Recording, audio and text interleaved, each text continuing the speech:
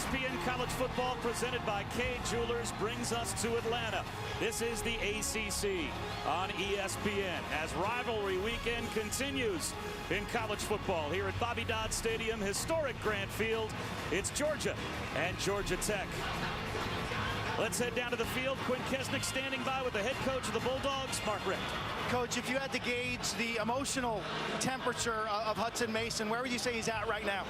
I have no idea. You know, he's a pretty cool customer normally, but you never know what a guy's feeling on the inside. You said you have faith in his abilities. What are his strongest traits as a quarterback? Well, he just knows our system. He's an accurate passer. He's a good decision maker. He's a good quarterback. Thank you, Coach. All right, Quinn, thanks very much. That is Quinn Kesnick. I'm Bob Wischusen here with Rod Gilmore, set for another rivalry game. What a great weekend of college football. We just wrap up about as good an Ohio State-Michigan game as you will ever hope to see. And these are two teams that seem to share a genuine dislike for one another. Well, that's what you get in rivalry games, rivalry weekend, and Georgia Tech wants to make this a rivalry. It hasn't been one lately, and they understand that in order for it to be a really good rivalry, they have to win. So they're pretty focused today. Tech won the toss, and they opted to take the football to start. So it'll be Marshall Morgan to send it deep for the Dogs. Jamia Thomas from a yard deep.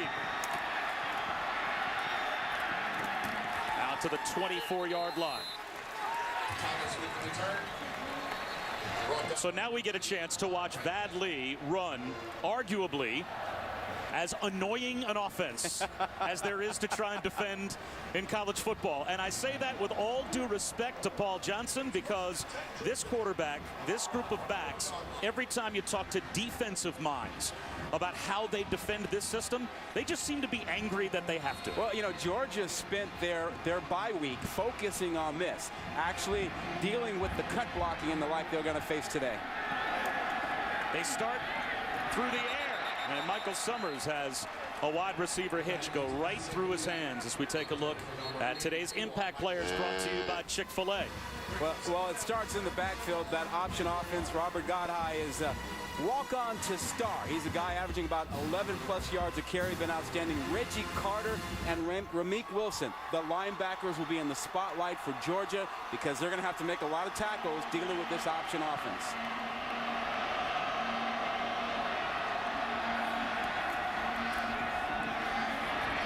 Keep it and won't get much, maybe a couple out to the 26-yard line. So now it sets up 3rd down and 8, and that is off schedule for this offense. 3rd down and long. Yeah, it's not the place they want to be, but when you look at their receivers, you look at what they have at Georgia Tech, they have a size advantage on the outside. You're talking about a couple of guys that go up at about 6'2", 6'5", against some smaller corners, so don't give up on that outside passing attack because of the matchup with size. Dropping back to throw is Lee. Wants the home run ball. Drops it right in stride to Darren Waller. Down to the 6-yard line. 1st and goal, Tech.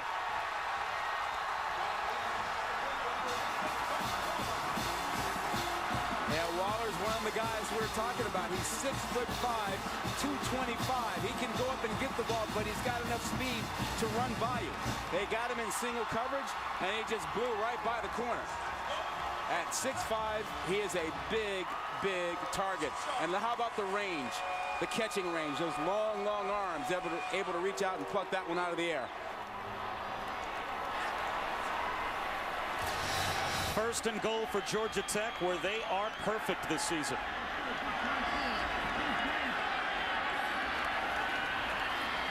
Lee brought down inside the 5 at about the 3 by Ray Drew. So far this season, coming into today, only Georgia Tech and Duke were 100%, and this is touchdowns in goal-to-go opportunities. 28 times they've had it 1st and goal inside the 10, and 28 times this offense has scored a touchdown. Every defensive coach will tell you they hate this offense down in this area because they have more numbers than you do, because they don't block everybody, they option you. Godhigh goes in motion. Lee on a keeper. Make it 29 for 29. Touchdown, Georgia Tech.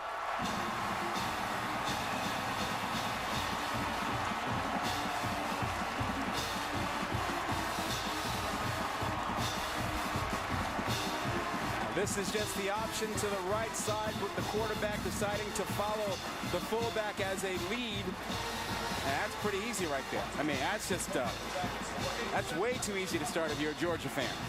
Nice job up front by Georgia Tech. And what an opening drive for the sophomore quarterback, Vad Lee. The longest play from scrimmage this season for Tech gets them inside the 10-yard line. And then Lee caps it with his 7th rushing touchdown of the season. And the Ramblin' Wreck draw first blood. Nothing like some option football to get Tech and get the rivalry going.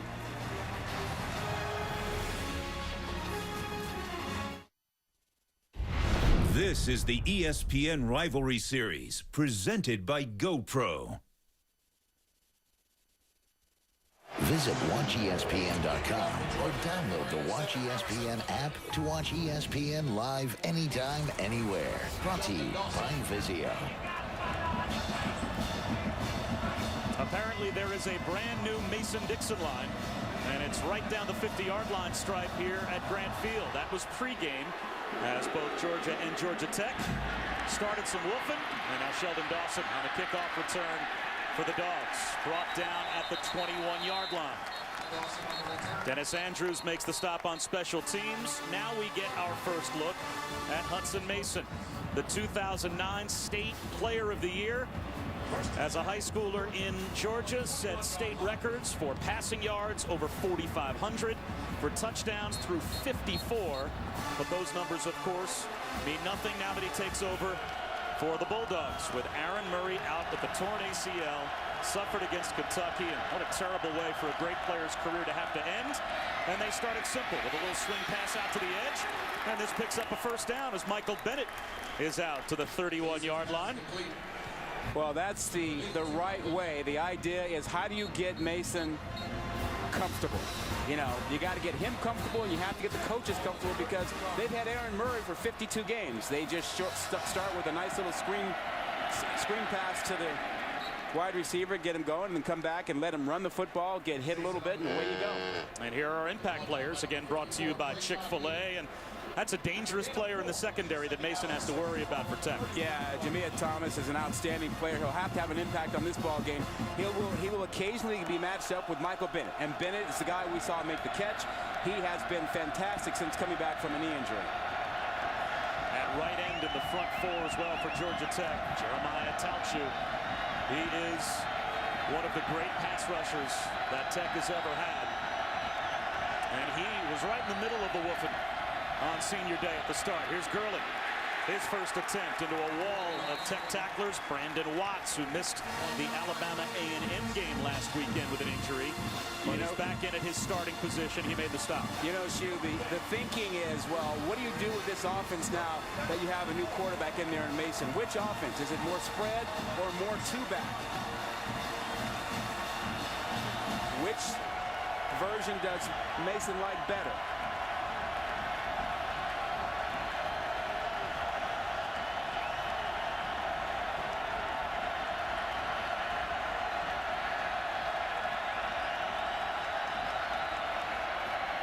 Gurley, blockers out in front, third down, conversion, and then some. Across the 50 to the Georgia Tech 47-yard line before he steps out. Oh, Mason's into the ball game. He's getting physical. Watch him get involved with a block right there. And so he's feeling pretty good, getting comfortable. He's run the football. He's thrown the football. And there goes Gurley, blasting right up the middle for a gain of about 6 on first down. It'll be 2nd down and 4, and that was a pretty nice cut block by Hudson Mason. I thought the other team was the team that, I thought the team in white was the team that specialized in cut blocking. Hey, you know, Mason wants to get knocked around and get comfortable, so he gets out there, he makes a block, he runs the football. Now again, watch him get involved here, just right there. Turnabout is fair play. The AK. Play action on 2nd and 4. The blitz picked up now. The rush gets through, and it's a Tauchu that gets the sack. 9th of the season for Jeremiah Tauchu, and the 28th sack of his career. He is an impact player. He makes problems for every defense. And he just uses his quickness and speed to get inside there, and that's a problem. You know, Georgia said they were going to make sure they knew where he was on every play and deal with him. Tech shows blitz again on 3rd down and 12.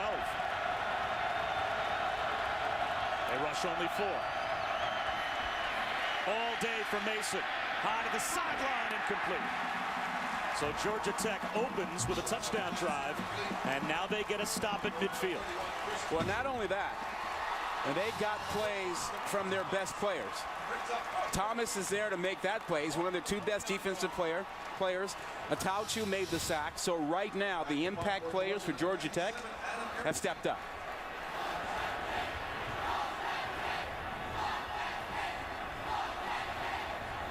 Adam Erickson set to punt, and DeAndre Smelter at the 10-yard line to receive.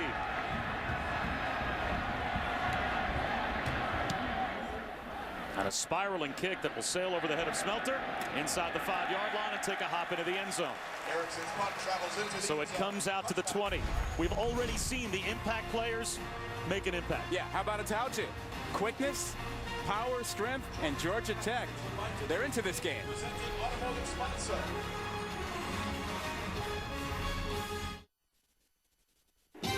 ABC College Football, presented by Kay Jewelers. Kay Jewelers, every kiss begins with K. And Nissan, premier partner of the Heisman Trophy. A great game day atmosphere taking over a big portion of downtown Atlanta as Georgia and Georgia Tech meet in the final game of the regular season. ESPN College Football presented by Kay Jewelers continues. What a start for Georgia Tech. We heard Jeremiah Atauchu before the game on the field saying, we're going to make this a rivalry game again. It's almost as if the Tech players realize you have to win in order for it to be a rivalry game, and they've lost 11 of 12 in this series. Yeah, they get it, and if you saw any of the pregame, they met at midfield, and they were into it. They were not backing down from Georgia at all, and then they opened up with a touchdown and then a defensive stop. So, yeah, they're bringing it right now. The toss wide to Godheim. Not much room there. He picks up 2. Leonard Floyd, true freshman outside linebacker, was able to stretch the play out. It'll be 2nd down and 8. Well, it takes some time to get comfortable defending the option. One of the toughest things to do is to start to defend yourself against the cut blocking of just about everybody on that offense. The lineman cut block, the receivers cut block. You have to get your hands out, get in front, and keep them off of you. Otherwise, you can't make tackles when you're on the ground. The pitch to Godheim. Tried to keep the play alive, but lost a couple of yards. Ramik Wilson, who came into today #1 in the SEC in tackles. That's 120 tackles on the season. Yeah, he's just a really smart and aggressive linebacker. Blows up that play right off the bat.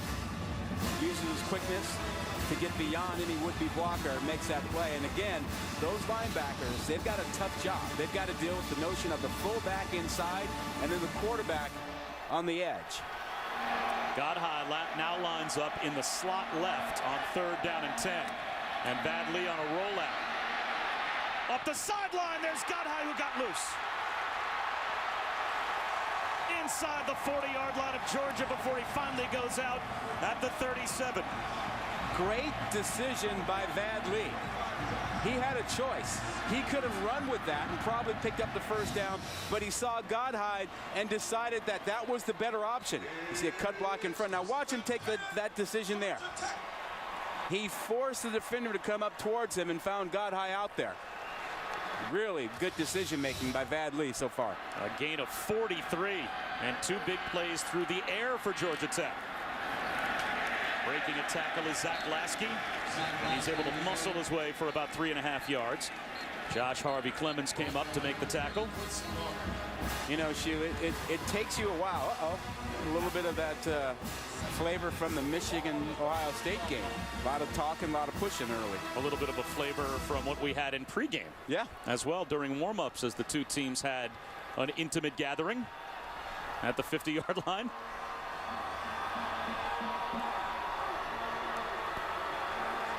Paul Johnson has no call sheet. It's all in his noggin, and he sends the play in.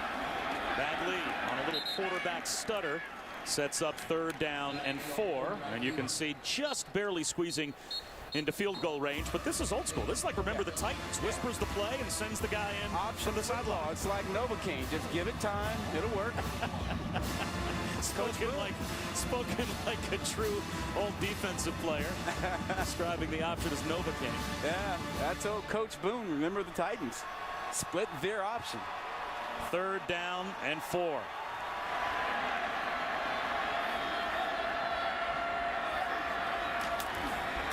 Right up the middle. And that looks to be just a bit short for Zach Lasky. So now it's 4th down and about a half yard inside field goal range. Come on. But this is an offense that's built to pick this up. Really? Field goal range for Paul Johnson in this offense? There is no hesitation. They will always go for it in a situation like this. It's 4th down and 1. Georgia Tech this season 6 of 14 on 4th down. But this is 4th down and a foot. Play clock winding down.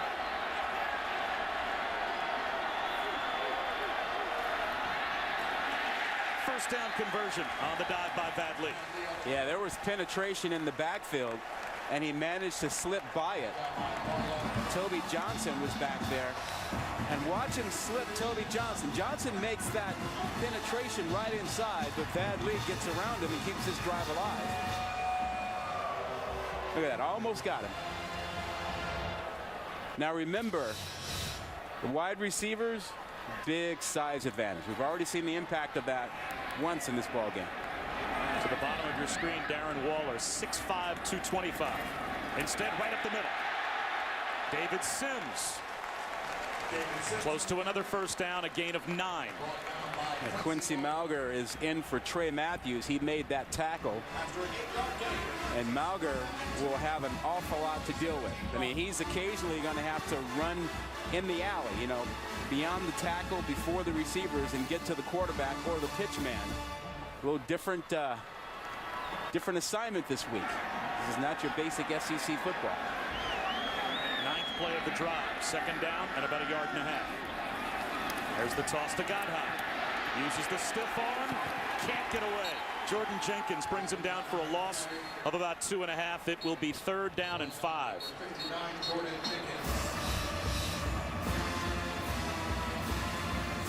You option a guy. No one blocks him. Good decision.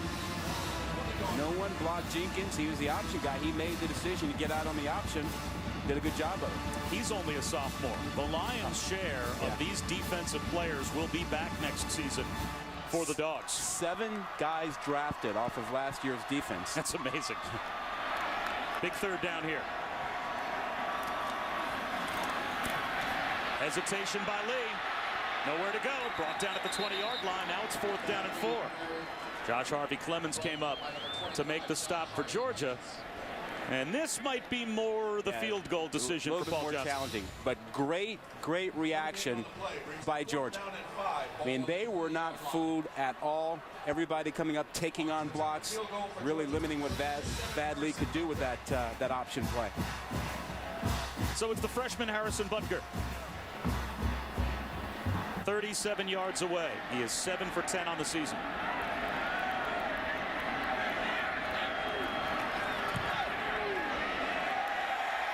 Knocks it through, and it's a 2-possession lead for Georgia Tech. They couldn't have scripted a much better start for the Ramblin' Wreck in a series where they have lost 11 of the last 12 head-to-head meetings. Their offense puts 10 on the board with 3:33 to go in the first.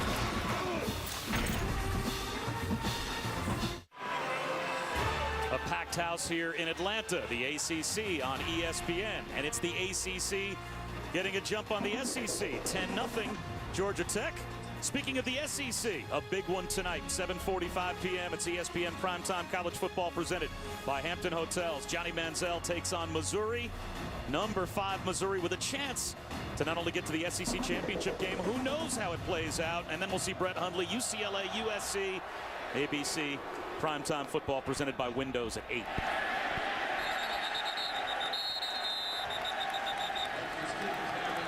And now we see how Hutson Mason reacts to being down by a couple of scores in his first career start. Well, Redshirt junior. His buddy Aaron Murray is not here, but tweeted this earlier today. He couldn't be more proud of his guy. Excited to see what he can do in the Mason era beginning at Georgia. And obviously, we're all disappointed at what happened to Aaron Murray. Great career, 52 starts.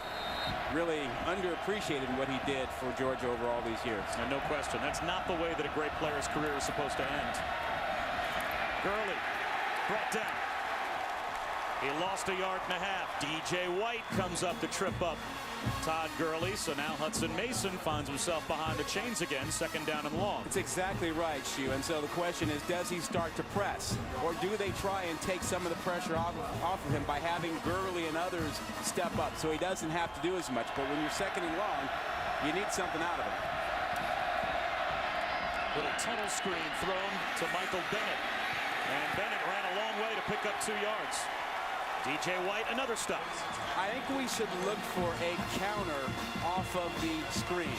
The one thing that Georgia Tech was dialed in on all week was dealing with the screens. And they said, you know, their scouting tells them that Georgia runs screens 1 out of every 7 plays. So look for Georgia at some point to come with something that's a fake off of a screen.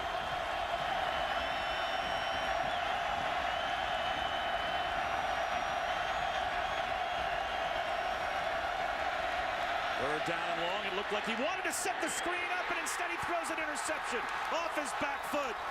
Jamia Thomas gets his 9th career interception. And with a 10-point lead, it's plus territory now for Georgia Tech. Wow, we talked about the star players for Georgia Tech having to play well. And watch the pressure you get right off the bat for Mason. Mason gets some pressure in his face and kind of throws this up for grabs. He doesn't have anything behind it, and Thomas is right there. And you're talking about an impact player in Jamia Thomas making a play just as Atauchu did earlier.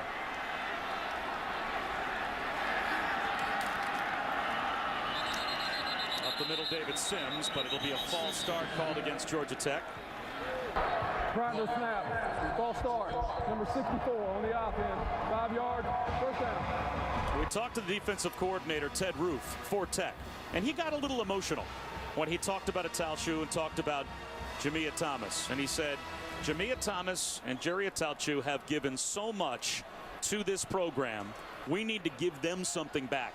And that's a win before they call it a career against Georgia. Well, those two guys are trying to take matters into their own hands. I mean, they both have made big plays early in the game to help this team get going. We'll step aside for just a moment as Paul Johnson called timeout from the sideline. It's a 10-0 lead for Georgia Tech over Georgia. Bob Wischusen here with Rod Gilmore and Quinn Kesnick, and Tech has made impact plays. Yeah, big plays, and it really started on the first drive with Vad Lee finding Waller on this big catch and run that set up their first touchdown. Then he comes back and gets Godhigh on what was a scramble on a 3rd down, picks that up, and then how about Thomas making a big play on defense, getting the pick, has them on the plus side of the field, a chance to get another score with a short field. And the last drive for Georgia, short-circuited at least in part by an Atauchu sack, but now another negative play and a late flag thrown. Badly brought down by Ray Drew.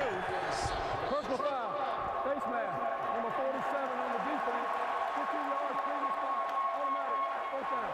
But Drew makes the mistake of getting the face mask. Yeah, he gets him right there.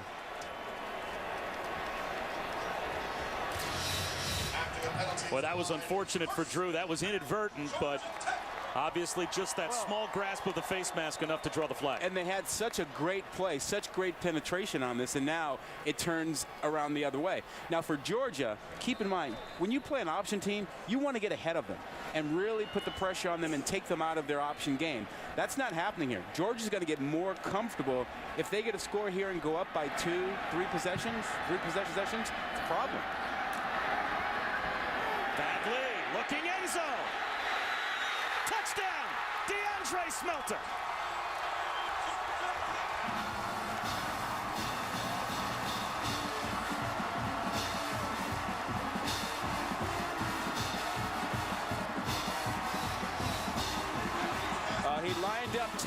and gets overlooked as everyone looked at the action in the backfield, and he just went to the outside. Smelter completely alone, beating Josh Harvey Clemens and Quincy Malger. We talked about Malger stepping in for Trey Matthews again, and all that option action gets you focused in the backfield, and you don't watch the guy running by you. You're an old corner. We talk about how tough this is as a system to play against with all the guys in the box because you're constantly getting cut block. But it's a mental test against the secondary to stay disciplined. With this system, they can bait you and then go over the top. Yeah, your eye discipline gets lost because you want to look up and see what's going on in the backfield, and that's a problem. Now, eye discipline. Here's Smelter here. Now, where are you looking? Where are your eyes? Are you looking back here at all this? Yeah, they are. And as they look in the backfield and watch all that, no idea that Smelter is running by them. None whatsoever. And how about Vad Lee? Putting this right on the money, letting his guy go get it because he's got plenty of room in that corner. You know, Shu, you got a problem right now. You've got a 17-point deficit, and you've got a first-time starting quarterback, and you haven't moved the ball. Against an offense that now playing with the lead is built to kill the clock. Yeah. You start to count possessions in this game, you're counting a different number of possessions than you are in most other games you'll play. Agreed. We'll see how Georgia deals with that as we're still in the first quarter. So there's plenty of time for Hudson Mason to settle into the game, but coming off of a stop at midfield, took a sack, a turnover on their last possession. Starting all over again. It'll be a touchback. Our first chance today to head back to the studio and say hello to Robert Flores. All right, Robert, thanks very much. It is 17-0. Georgia Tech on top of Georgia. An eye-opening score, to say the least. No flag comes out. A lot of movement in the neutral zone. I think everybody expected a flag. Emmanuel Dieke stood in the neutral zone for about 2 or 3 beats. Almost like, you're not going to flag me? Looked like he was pointing at the tight end, Arthur Lynch. There was no contact on the foul. Second down.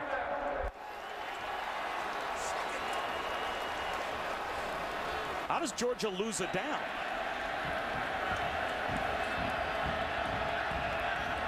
They're going to call Hudson Mason for taking a knee. Here's Gurley with a cutback out to the 29-yard line. I'm not sure if I've ever seen that before, because if they rule that Mason takes a knee, how do you not lose some yardage? Yeah, players are in the neutral zone. Yeah, where does he take the knee? Right there. Yeah. Yeah, he took a knee, no flag, so it should have been moved back a yard. At the very least, should have been moved back a yard, but that is a strange play. So Georgia loses it down. Now it's 3rd and 5.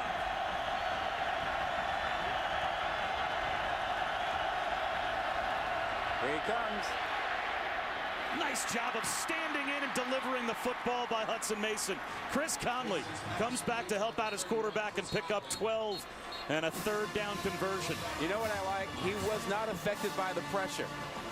He just stood in there and delivered that nicely to Conley, even though he had Atuchu bearing down on him.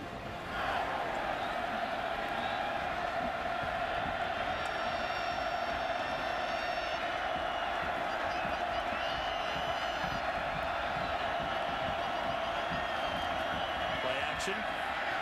Mason all day. Now he'll tuck it under and run. And a good decision again. Out close to midfield. And Quinn Kesnick, you're down on that Georgia sideline, so a chance to take a look at Mason and how he reacted after a rough start. Yeah, the slow, lonely walk to the sideline after that interception. Mark Richt positive, patted him on the back, took a sip of Gatorade, spent some time on the headset with Mike Bobo. Remember, these are all new experiences for him. He remains calm, but the rest of this Georgia bench, I got to tell you, they're flat and a bit dazed. Yellow Jackets smelling blood. And now Adam Gotsis adds with a sack.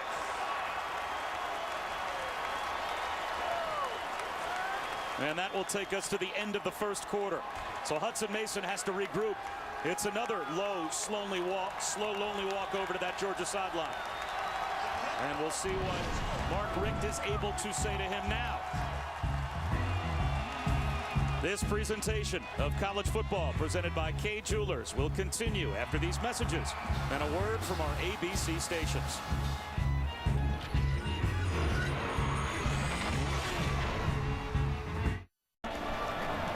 We start the second quarter here in Atlanta. Bob Wischusen, Rod Gilmore, Quint Kesnick, and the Georgia Bulldogs in a hole. 17-0. They trail Georgia Tech in a series they have dominated. Only one win in this series for Paul Johnson since he took over at Georgia Tech. 11 of the last 12 years, it's been Georgia that's come out a winner. But third down and 12 to start the second quarter, and a four-man rush for Tech. First career start for Hudson Mason. Checks down underneath, and Gurley can't hold on. And it'll be another punt coming up, as Brandon Watts was there in coverage, so Georgia Tech about to get the ball back again. That was the best protection that Mason has had, and they came up empty with it. So it's Adam Erickson, who has backed up Colin Barber, the regular punter, for the most part this season, on to kick for the second time. Dennis Andrews deep to receive.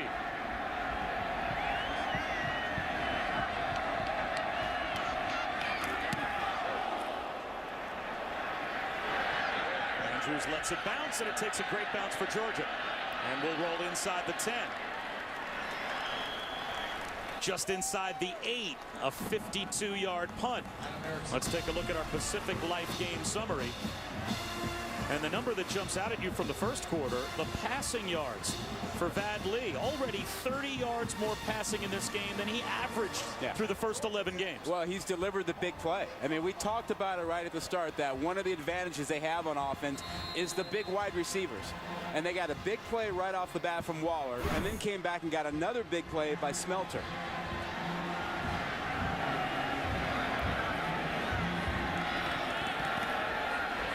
Sims up the middle. Gang tackled after a gain of 3.5 yards, but Vad Lee has made the big plays happen through the air, and this is not the MO for this offense normally. No, he's going all Thomas Lawton, folks, and bringing back the 1970s, 80s option quarterback who can chuck it down the field. He got Waller on a big one, and then Smelter there in the end zone. You know, he's running the option right now, and he has the guys on defense looking in the backfield, sucking up on things, and just throwing the ball over their head. That's old school. Thomas Lott, you know, before your time. You're very old. And that continues to be driven home the more and more we work together. There's a seam as Sims has a first down. You know, we were talking about this last night. This is the only quote-unquote BCS level program that runs this system. And yet every time with plays like this, when I call a game with an old player and old coach, all they talk about is how difficult this system is to defend. So you wonder why maybe a few more teams out there that struggle wouldn't go this way. Well, because when you try to recruit the top athletes, they don't want to play it. They want to play what they see in the NFL.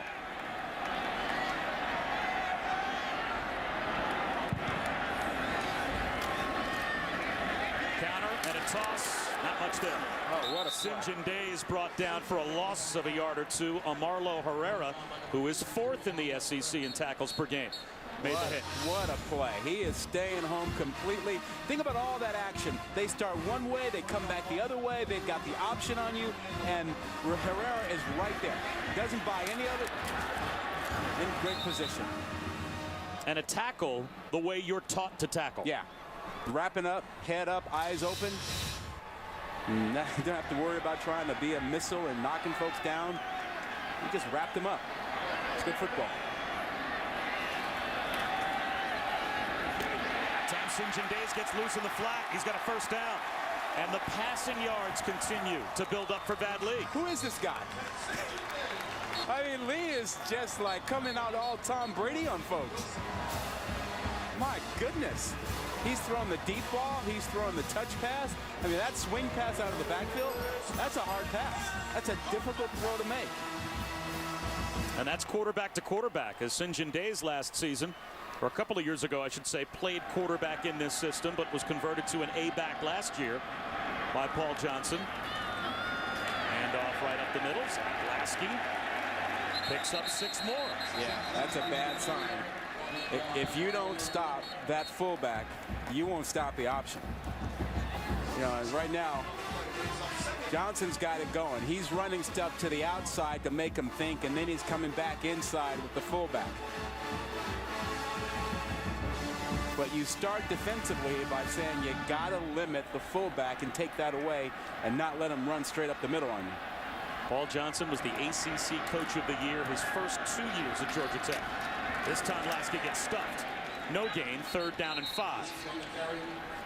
Yeah, that's that determination by the Georgia defense. I mean, they sent run blitzes right inside. You know, at the A gap, that gap between the center and the guard, trying to make sure that nothing happens in there.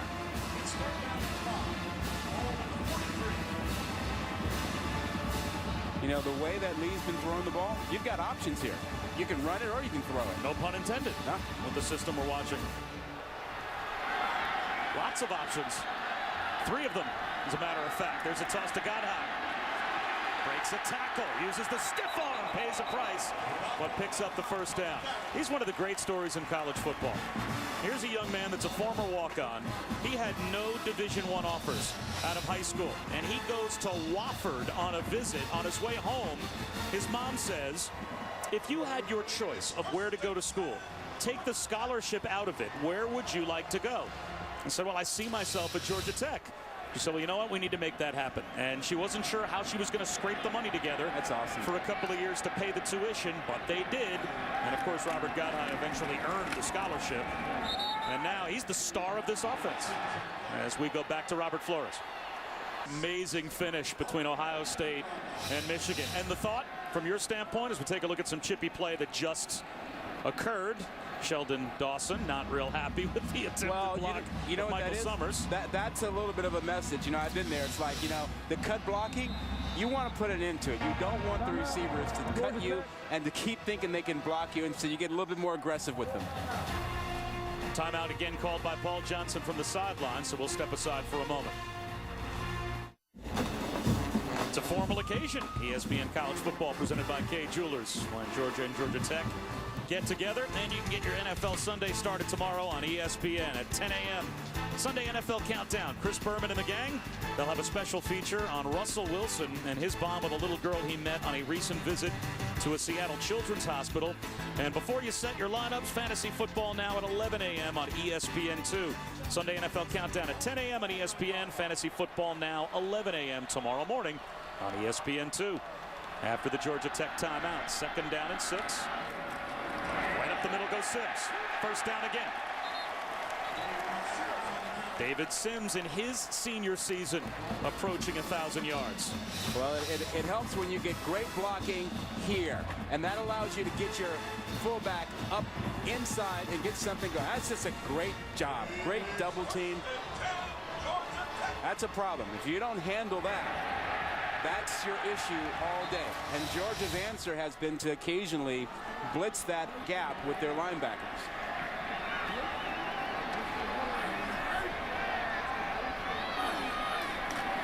Up the middle goes Sims again. This time only a gain of 2.5, but we have a chance now to head down to Quint Kesnick. Bob, I spoke to a bunch of these Georgia defensive players during warmups. They were just talking about the physical week of practice they had and how challenging it is to stop this option offense. The corners, discipline's needed. The D linemen, you're getting cut. The linebackers have to deal with guys diving at their knees. A lot of challenges, a unique challenge for the Bulldogs. It's true. You know, I hated it. Every player who's faced it hates it. It wears on you. The 11th play of this drive. Play action for Lee. Down the sideline looking for Godhigh. He's got it. Was he in bounds? Yes, they say catch. 1st and goal, Georgia Tech at the 10. Damian Swan, the corner, tried to close the distance on Godhigh and could not. Catch, foot. He got that right foot down. How about Godhigh out of the backfield? That's his 2nd nice catch out of the backfield.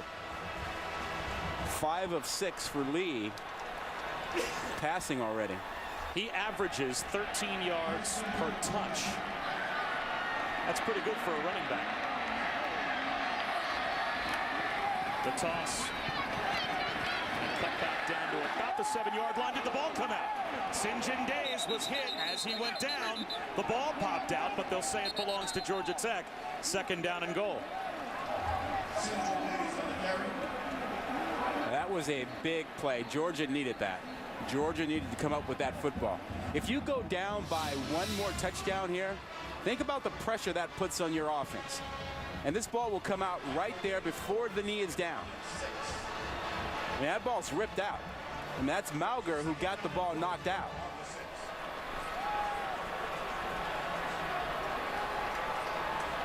Boy, hard to believe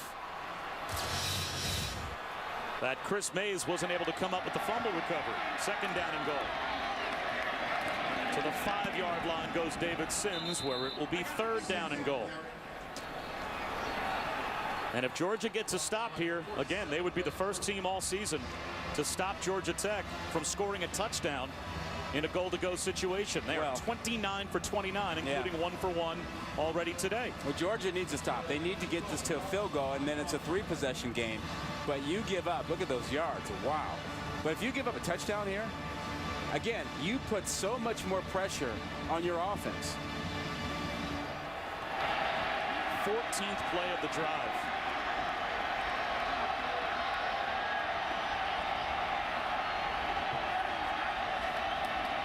A rollout off the back foot, throwing it away is Vad Lee. So for the first time this season, a defense gets a stop inside the 10-yard line, and it will be a field goal attempt for Tech. Yeah, good job. They got pressure with 5. They brought 5 and got pressure on Lee and then played zone behind it. So they were watching the quarterback, and they were able to stay in coverage. That was John Taylor that got some pressure on Vad Lee. Harrison Butker already 1 for 1 today, and this a shade outside of an extra point.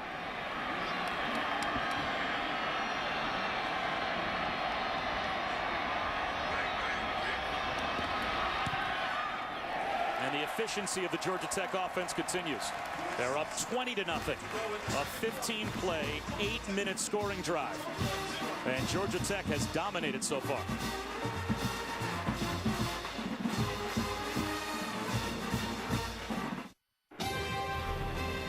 ABC College Football presented by Kay Jewelers. Brought to you by Chevrolet. Find new roads. The new windows. And GoPro, the world's most versatile camera. GoPro, be a hero. A look inside the world of Coca-Cola here in Atlanta. And every shot inside the world of Coca-Cola that we shot yesterday, shot with a GoPro camera. So it's amazing the quality of video that you get as the rivalry series presented by GoPro continues between Georgia and Georgia Tech. It has been a rivalry that has been dominated by the Bulldogs, but not today, as the Yellow Jackets have owned this game. And now it will be Georgia starting at their own 25-yard line. And we'll step away for just a moment and see if that man gets more involved when we return. Todd Gurley. Only 45 yards of total offense so far for Georgia. Big reason why they're down by 3 scores. And Rod Gilmore, we have heard little to nothing from Todd Gurley so far. Yeah, he's got to be more involved. You got to take some pressure off of Mason and have your big stud in the backfield help you out, whether you throw it to him or hand it to him. And they line up in a straight I formation, but Mason, maybe a check with me at the line. Play clock at 5. And now movement in the line. A false start. Private snap, false start. Number 75 on the operator. 5 yards. First down.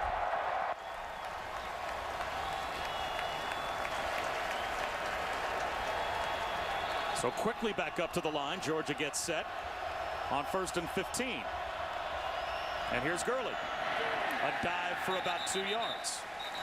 You notice they went away from the spread formation. They went to the 2 backs instead of the 1 back, an attempt to get more into a power running formation and to get Gurley more involved. At some point they may go back to the 3 wide receivers, but I think they've decided they've got to get settled down.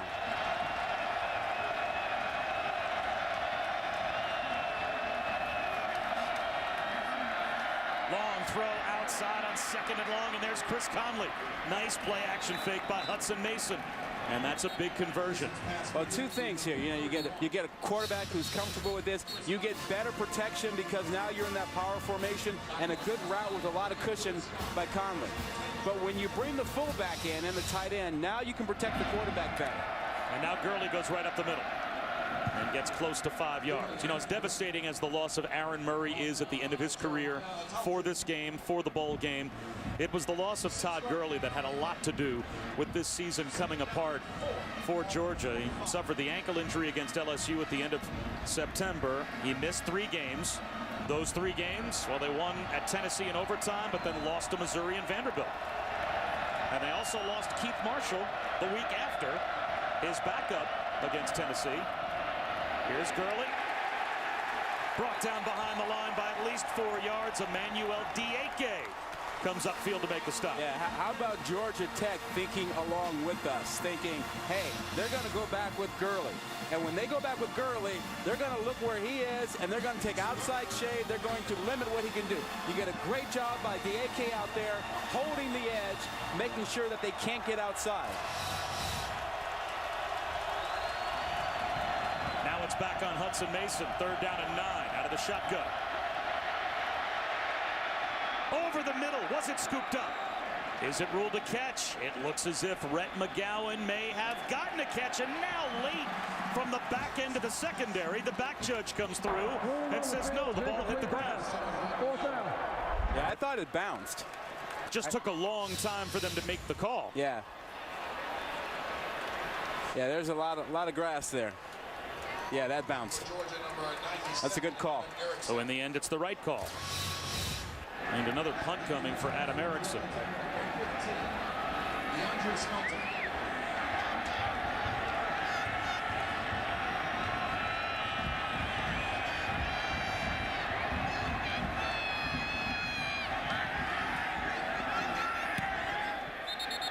Flags down. And this play is blown dead with the ball in the air. Delay of game. Offense. 5 yards. 4th down. So Georgia costs themselves 5 more yards. You know, one of the things that you miss when you lose an Aaron Murray is who's the guy now? Who's the leader? Who's the guy that steps up when things are going poorly to let everyone get settled down and you remind them it's going to be all right? I mean, he's been the guy for so long, 52 starts. And that's normally been the case under Mark Richt. In all his years at Georgia, he's only had 3 times that he's had to replace a quarterback based on injury. And they've obviously played several different quarterbacks at times, but for the most part, you're talking David Green, Matt Stafford, and Aaron Murray. It's a pretty good Mount Rushmore of quarterbacks as Smelter makes the fair catch. 20-0, Georgia Tech, and they've got the ball back with plenty of time to score before halftime.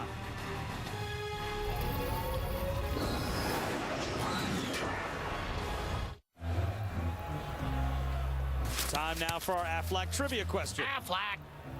Prior to Aaron Murray, who was the last starting quarterback for Georgia, and a hint, it wasn't him. Not that guy, huh? No. Not Matthew Stafford. We're going to give you a hint. That's the hint. That's as far as we're going to go. Yeah, I can't guess because I think I know this one. It was a long time ago. Yeah. 52 starts ago, to be exact. The last time that the Dogs had someone other than Murray under center until today. Back to the offense, Georgia Tech cutting upfield badly. And the quarterback now does damage on the ground. He's done most of his damage through the air as we answer our Aflac trivia question. The last starting quarterback prior to Aaron Murray for Georgia, Joe Cox, back in 2009. And there he is. There have been some other quarterbacks. Joe Cox among the group. You've got DJ Shockley, Joe Tereshinski in there. But for the most part, going all the way back to when Mark Richt took over, David Green, 52 starts, Matt Stafford over 2 seasons, and then Murray. Badly looking for a home run ball again. And this is an interception. Serves it up. Sheldon Dawson with a flag down. In plus territory before he's thrown down by DeAndre Smelter. We'll have to check the penalty. I think they've got him for a pass interference or holding over there. It looked like the way that flag came out. I mean, Lasky was running that wheel route, And it looked to me like he got grabbed and slowed down a little Time to bit. pass. Holding. Number 84 on the defense. Just an eligible receiver. A 10 yards previous spot. Automatic. First down. That's a killer penalty for Georgia. Leonard Floyd, the true freshman, called for the hold, but that would have been a huge momentum changer for the dog defense. Just look to the left side, and that's, you saw Lasky coming out of the backfield, and you see the reaching out the end of it there by Floyd. You see the tail end of him letting his hand go, but he grabbed on to Lasky, and that flag came out immediately. There better have been more than what we showed, There was. because it didn't look like much there. We got the end of it. There was a little bit more. 1st and 10 for Georgia Tech at their own 45. Handoff on the dive, and that's a gain of 5 yards for David Sims. Chris Mays got him first, but not before Sims picked up 5 yards. You know, you and I were talking during the break that this is a big drive for the Georgia defense. I mean, they need to keep Georgia Tech from scoring, but ideally, you know, get a stop and give your offense one more shot, a chance to get on the field. They haven't been on the field very much. Look at the time of possession. They've been almost doubled up.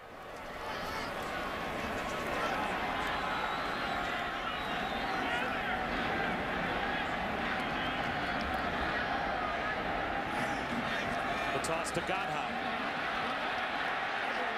Tough to beat the speed of this Georgia defense to the outside. Maybe he picked up a yard. Leonard Floyd was able to track him down. It will be 3rd down after we check in with Robert Flores.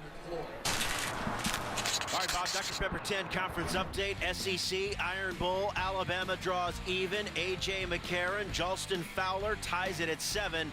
And the Crimson Tide are driving deep into Auburn territory as we speak. So the Iron Bowl, exactly the type of game you would expect. Our game, not so much. Not so much, yeah. Georgia Tech determined to make this a rivalry. They've not been good in this matchup the last few years. Here's a chance for the Georgia defense on 3rd down. Badley drops the throw under pressure off his back foot, floats it to the sideline, incomplete. Great effort by St. John Days, but it's a midfield stop for the Georgia defense, and they'll force a punt. Almost a Calvin Johnson-like grab. Former Georgia Tech receiver, now in the NFL, would have been proud of that effort. Rameek Wilson had pretty good coverage on St. John Days. Sean Poole will punt. And it's Rhett McGowan at the 10-yard line.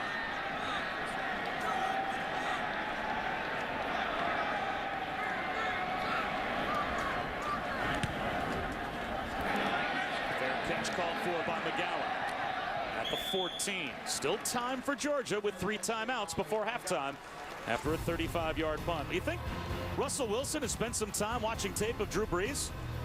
It's like a mirror images of one another, and what a game it should be. Monday Night Football, Saints Seahawks. Coverage begins with Monday Night Countdown at 6:30. Also available on Watch ESPN, and similar statistical numbers as well. You've got these two teams at a combined 19-3 going into Monday night. I guess the under 6 foot club is a pretty good club to be in if you're a quarterback, huh? Those two guys are making it pretty special. And you say that with a smile on your face. Absolutely. Because under 6 feet, nothing wrong with that. Screen play. Gurley, blockers out in front, patiently allowing a little bit more traffic to clear, and he picks up 13 yards and a 1st down. I like the approach. You get Gurley involved, take a little pressure off of Mason. If you can't hand it to him and get something, screen passes. That's the first reception for Gurley. He had 2 touchdown catches last week, and this season has 4 touchdown receptions. Out of the pocket is Mason. To the sideline, wide open Chris Conley. He turns upfield with another 1st down. And Georgia is almost to midfield with their timeouts. Yeah, a little bit of pressure here from Atauchu, but he manages to slip this. And maybe Mason is a little bit more comfortable up-tempo. Those first 2 plays were up-tempo, and he seemed to be a little bit more in rhythm there.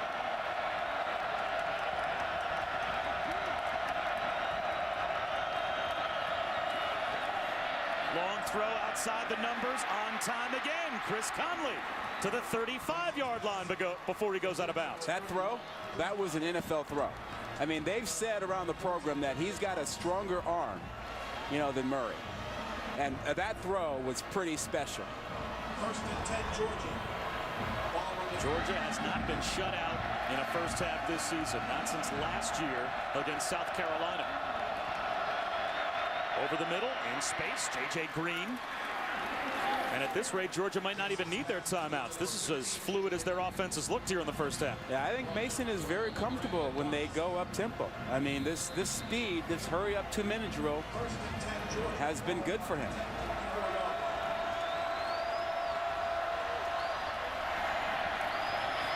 Mason well protected again. Sees the pressure and gets to the sideline.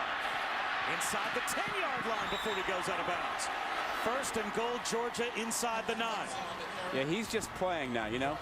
He is just flat out playing, not worrying about anything else, just playing. He feels it, he sees it. He's making good decisions now. And let's remember, the Dogs start the second half with the ball. Yeah. Georgia Tech won the toss, but they took the football. Oftentimes you'll see teams defer. So there's a chance for Georgia to put together back-to-back drives if they can get on the board before halftime. It's J.J. Green. Cut down, lost a yard. Adam Gotsis, the Australian native whose family gets up in the middle of the night to watch knuckleheads like us on television call it their son's games. And he makes a play and forces Georgia to spend their first time out with 42 seconds to go before halftime. Georgia trying to get on the board.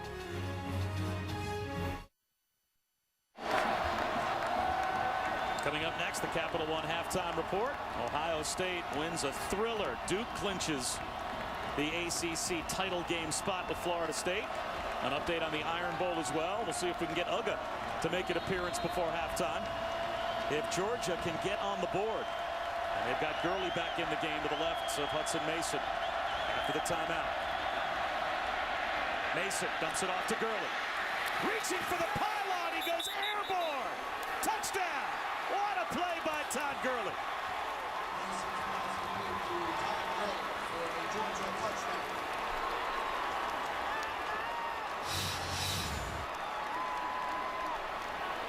Superman.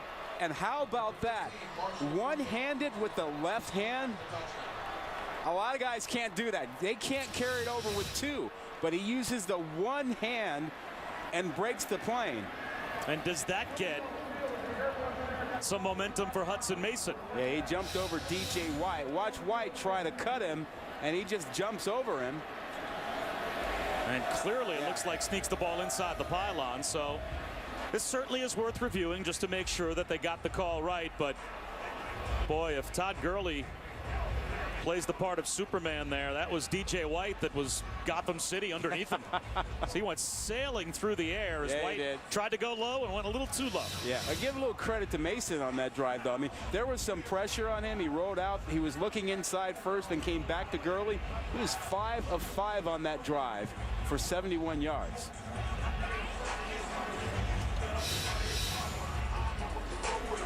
And you can see no portion of the hand or elbows or knees of Todd Gurley has touched the ground, and the ball's inside the pylon. Yeah, the ball actually does not touch the ground until he goes beyond the plane.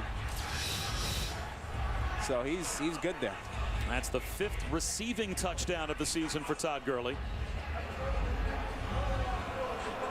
Touchdown. So it is a touchdown. And what a confidence boost you have to think going into the locker room that could be for Hudson Mason. Oh, that's the entire drive. I mean, the way that he handled that drive. And I think it may also say to the Georgia coaching staff, hey, we might need to go up tempo a little bit more with him because he seems to be pretty comfortable with that. So now it's 20-7, 34 seconds to go in the first half. And this is certainly worth another look. You know how athletic that is? I mean, he's going to his right, and he stops his momentum and flies out over. Even Uga likes it. Uga comes out to see that.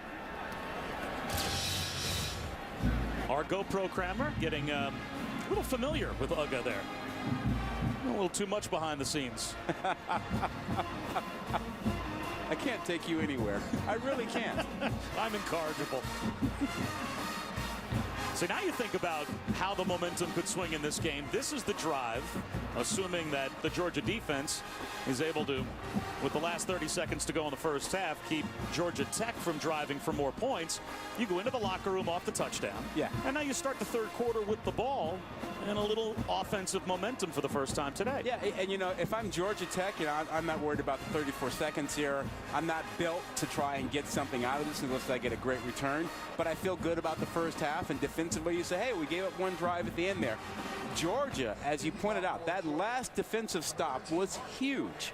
It gave them a chance to get points and, more importantly, to get the momentum and confidence for their quarterback. And it also backs up what you said, which to many Bulldog fans might be the obvious, but they need Gurley to be a huge part of what they do with a quarterback making his first start. Yeah, they do.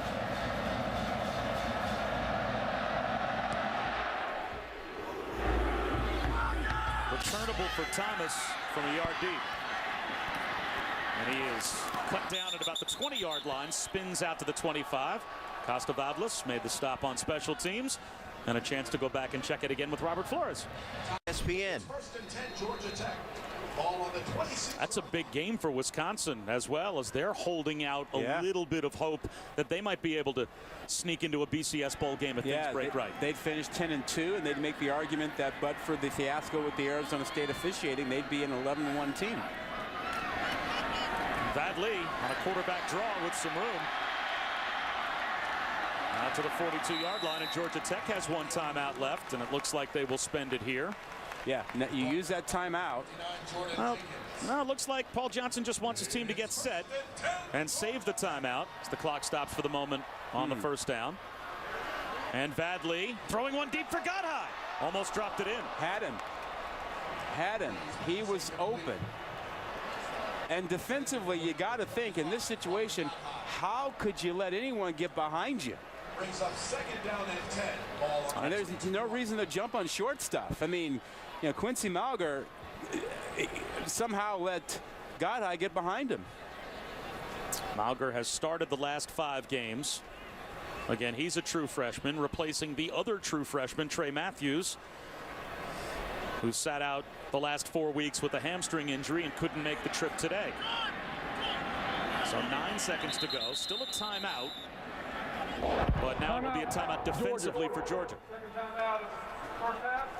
Second timeout.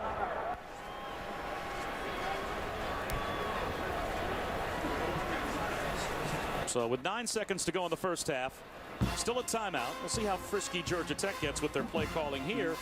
But again, big picture, if you are Mike Bobo calling plays now for this Georgia offense, is it up-tempo in the second half? Do you try to maybe go a little bit no huddle? I think it's 2 things. One is Gurley. I mean, and I think you throw it to him as much as you hand it off to him. And I think the tempo has to be increased because clearly your quarterback, Mason, got really comfortable on that last drive. And you go in at halftime and you say to him, hey, what did you like? What did you feel good about? And if he doesn't say the tempo, you say, looks like you were kind of comfortable with the tempo. Maybe we should do that. 2 big games later on tonight as well on ESPN. We begin Saturday night primetime football with Johnny Football. Presented by Hampton Hotels. It's Texas A&M trying to end the BCS hopes for Missouri. And we'll see Brett Hundley and UCLA take on USC on ABC at 8. There's another deep ball thrown by Vadley, simply throwing that one up for grabs. Now 1 second to go in the first half, as Michael Summers was the intended receiver. Much better defensively. You notice that no one got behind any of the defensive backs there. Ball on the 42.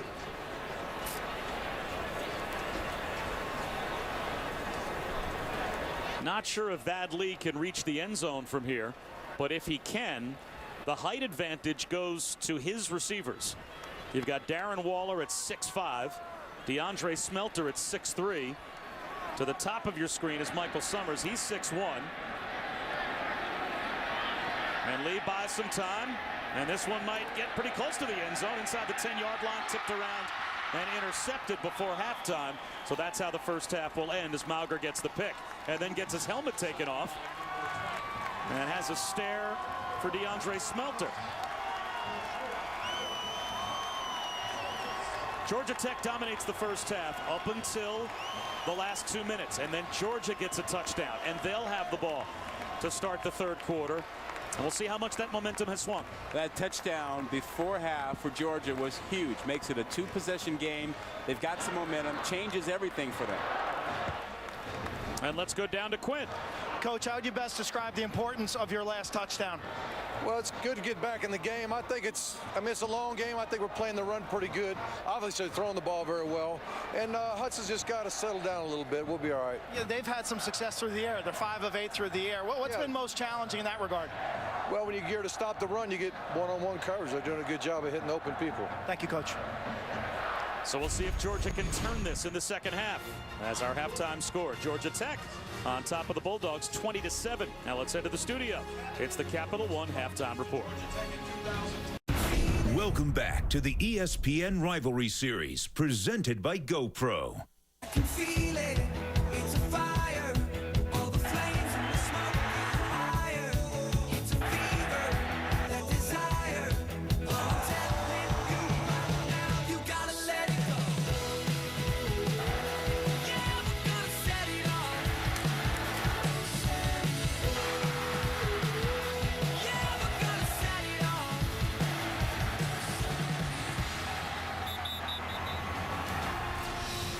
Welcome back to the ACC on ESPN. And welcome back to Atlanta. Set for the start of the third quarter. ESPN College Football presented by Kay Jewelers. It was 20-0 Georgia Tech, but Georgia with a touchdown before halftime. They'll start the third quarter with the ball. Bob Wischusen, Rod Gilmore, Quinn Kesnick will join us in just a moment. And very little of what we expected to see we saw in the first half. Not much Todd Gurley. Basically, Georgia Tech doing most of their offensive damage through the air. Yeah, I mean, they were outstanding offensively. They did everything they needed to do. But you got Georgia making some plays at the end of the first half. They have some momentum. This first possession, third quarter, is really key. And you think Todd Gurley needs to play a much larger role in the second half? Absolutely. Absolutely. Well, we'll see if that is what happens. Let's check in with Quinn. Georgia's selling out to stop the run. It's what Paul Johnson told me. He says their perimeter blocking, Georgia Tech's perimeter blocking in the second half has to be improved. From field level, it all comes down to emotion. I thought Georgia Tech played like their hair was on fire the first 20 minutes and then kind of let up late. Well, let's see if the Bulldogs are able to respond here in the second half. A bobble coming out of the end zone, and that's going to cost Sheldon Dawson about 6 or 7 yards as he's brought down by Bo Hankins. And let's take a look at our Pacific Life game summary. Well, it was really Georgia Tech and Vad Lee throwing the ball. They had more passing yards than Georgia had total offense. I mean, here he finds Smeltzer for a nice touchdown pass after getting Waller earlier. It was a tough going early on for Mason. He got sacked a couple times, struggled through a pick that Jamia Thomas got. But then, before the half, he got better. Gurley met after a gain of a yard. Brandon Watts, second leading tackler for Georgia Tech, who missed last week's game. Back this week, made the stop. I still think, even though you're struggling with Gurley inside running, that's only his 9th carry, still have to feature him. Keep him involved in the passing attack, but he's the best thing you have going.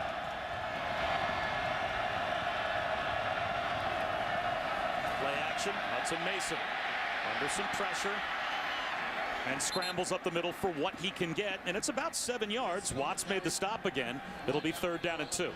You know, after the first couple of series when they had trouble protecting Mason, they kind of settled into a routine, getting the ball out quick, and that up-tempo right before half, I think, really helped them. How much responsibility are you seeing Hudson Mason with at the line of scrimmage? Quite a bit. I mean, he's acting like he's a guy who's been in the program, you know, for 4 years. Even though he hasn't played an awful lot, he understands the system. 3rd down and 2. They'll toss to Gurley. Walker's out in front, and he's got the first down.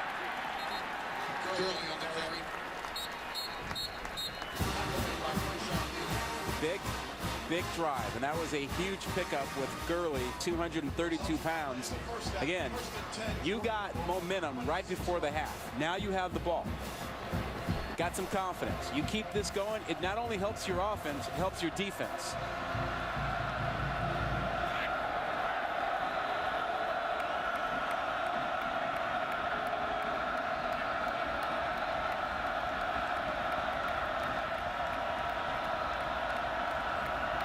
Again for Mason. Right up the seam. He's got a hook up with Michael Bennett. Nearly to midfield. You know, he looked over to the sideline, and what they noticed was that they really weren't covering Bennett in the slot. They were cheating inside, so Mason kind of figured out right away that that's where they were going to go. And he really had to thread the needle, though, because the linebackers got great drops back there. So Hudson Mason, with the officials making it now a reversal of the original call that the ruling on the field is now an incomplete pass and that Bennett didn't hold on. Let's take another look. They had the ball spotted all the way out at the 47-yard line. Now they bring it back to the 26. And we'll take another look. Well, when did he lose this? Catches, turns. Well, that's, to me, that's more like a fumble than a no catch. Ruling on the field is an incomplete pass. I mean, he makes that catch and he takes 2-3 steps. He can protect himself. That's a football move to me. That's a catch and a fumble. I don't even think that that's close. Now the ball's out, but it looks like as it goes right between his legs, he's able to grab the ball and get possession back. So this should be a catch and a fumble recovery by Michael Bennett. Yeah, I agree completely. DeMond Smith was there in coverage and knocked the ball out. But after all is said and done, you have to think this is going to be Georgia ball out close to midfield. You look for simultaneous contact or something that forces him to lose the ball. But when he makes the catch and puts the ball away and then makes a step, that's a football move. And he can protect himself now. So you take 2-3 steps and you protect yourself, that's a catch and a fumble, and then he recovers it. That should not be an incomplete pass.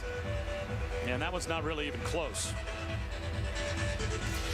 Now, the fact that you would think they would give this completion to Bennett and put the ball out near midfield, and we will now get the official ruling. The ruling on the field stands. Incomplete pass. Really? Wow. How is that possible? Wow. That's baffling. The only way you could make that call is that you see that he's bobbling the ball the entire time. But I didn't see that. Look to me, he caught that ball, put it away, and turned around and took 2 or 3 steps. So wipe away what probably should have been a completion and a fumble recovery for Michael Bennett, and wipe away what could have been another confidence builder for Hudson Mason. 2nd down and 10.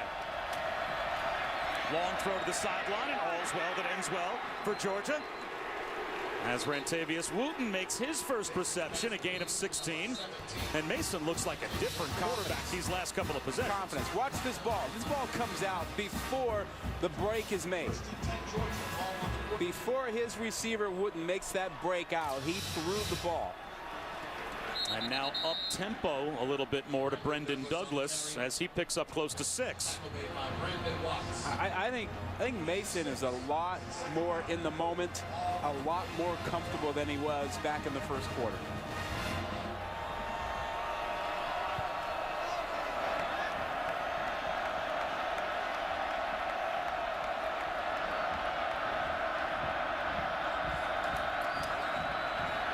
Well protected with a pump fake and barely gets back to the line of scrimmage. May have lost a yard, so it will be 3rd down and 5. It's little things like that. That's a good decision. He wanted to throw that ball to the flat, looked out there, saw there it was covered, and then didn't do anything stupid.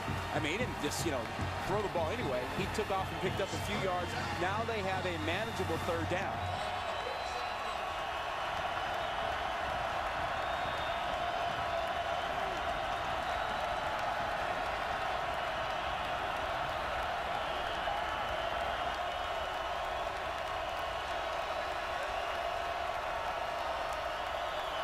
Mason wants the slant, and he's on time again to Wooten. Very close to a 1st down. Lewis Young was there in coverage. This might require a measurement. Right at the 1st down marker, Wooten was brought down. Quick slant. They'll be close. Interesting how they've changed and gone to very quick passes since they had trouble protecting Mason in the first half. Early in the first half. If he's short by inches, and this would be a decision for Mark Richt. Is it 4th down in the nose of the football? No, by the nose of the football. Georgia has a 1st down. Well, Hudson Mason playing eventually for Georgia was part of the design. Not this soon, because obviously Aaron Murray with the torn ACL should have finished this season and should have finished his career. And it's a shame that he did not. But Mason was redshirted last year to create 1 year of separation so he would have a chance to play once Aaron Murray moved on to the NFL. Now a pump fake down the sideline, incomplete. Looking for Wooten again. He put up prolific numbers as a senior in high school, was the Gatorade State Player of the Year in the state of Georgia. So he was brought to Athens with the idea that eventually he'd get a chance to play. Well, and he was more of a spread quarterback in high school. He ran the system with 3-4 wide receivers, get the ball out quick, so he's pretty comfortable with that. He was going to redshirt as a freshman, but then Zach Mettenberger left for LSU, and they needed him as the backup. Second down and 10. Buys some time, and a drop by Arthur Lynch, the tight end. Now it's third down and 10. Yeah, that's 2 drops on this drive. One they recovered from, but you know the other guys have to help him out. He's doing a good job of finding his second and third receivers. They've got to make these plays. And here comes the crowd on third down. The slot has been the place he's looked. And he's got Bennett in the slot again up top. That's the matchup he's liked. Here comes the blitz from Georgia Tech. Mason well protected, floats it down the sideline. Oh, there's a comeback for Arthur Lynch. He drops a short completion, but then catches the deep ball over Chris Milton, the gain of 31. Well, they brought pressure, but they also went man coverage on the back end. You'll see them bring 6 guys. They don't get home, and Mason hangs in there. That's great, great pass protection. And how about Lynch in single coverage going up high with that one? Another nice throw by Mason. He's back to throw again. Hands it off to Gurley. Gurley with blockers out in front. Touchdown. Flag down back at the line of scrimmage. And it looks like the Gurley touchdown is coming back. Illegal block. Below the waist, number 71. He brought back towards his end zone. That's 15 yards. First down. That's John Theus. 71 they got with the chop block, or legal block. The sophomore right tackle, 71 on the left side of your screen. Yeah, you'll see him right. He peels back and cut blocks beyond the tackle box. Theus only a sophomore, but was an SEC all-freshman selection last season. So now instead of a touchdown, it's 1st and 25, and that was a cut block on a player that was out of the play. Hudson Mason, he's looking end zone again. Incomplete over the head of Rhett McGowan.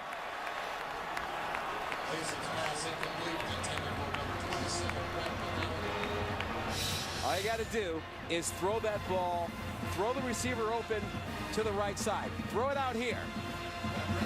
If he throws it out farther to the right side, he just lets his guy run and get it, but he just throws it too high over it. Sometimes, Shu, you have to throw the receiver open. Send him to the spot where he will be free.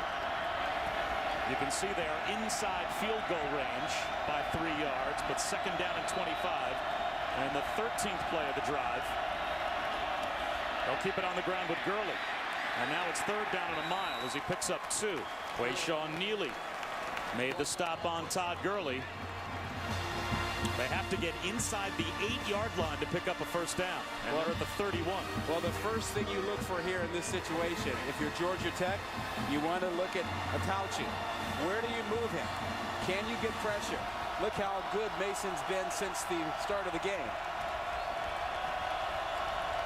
Find Atauchi. Pressure. The screen set up. Gurley has to get to the 8 for a first down and won't come anywhere close. So it will be a field goal for Georgia as Neely makes the stop again. And the Dogs will try and cut what once was a 20-0 lead in half. They scored the touchdown right before halftime, and now a chance to pick up a field goal here. Yeah, and if they do, it gives you that momentum, that sense that you're rolling. You will have had 2 straight possessions with points. Marshall Morgan hit a 56-yarder against Tennessee this year. That's tied for the longest field goal made in FBS. This from 40 yards away.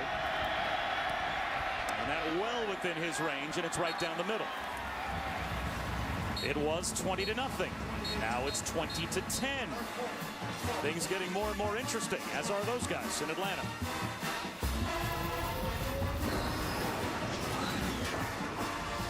That number 5 Missouri just yet. If they knock off A&M, that game tonight's going to be pretty good.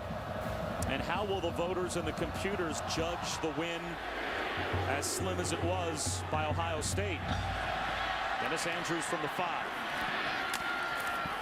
Popped at about the 25, but grinds out 7 more yards as we check in with Robert Flores. So the Iron Bowl is heating up. And our game is getting much more interesting as well, as there was a collision on the sideline. And with players mixing it up, tumbling into the sideline, one of the Georgia Tech staffers went down hard. It looked as if he was okay, as David Sims on a dive up the middle picks up 3. Well, see, one of the things to keep in mind here with Georgia Tech offensively, can they continue the same rhythm throwing the ball in the second half as they did in the first half? You heard Mark Richt at halftime say that, hey, he felt they were playing the run pretty well. It's the passing of Vad Lee that's been a problem for Georgia. Vad Lee's season high passing is 189 yards. Another fullback dive for about 3.5, maybe 4 more yards. Ranique Wilson made the stop on Sims.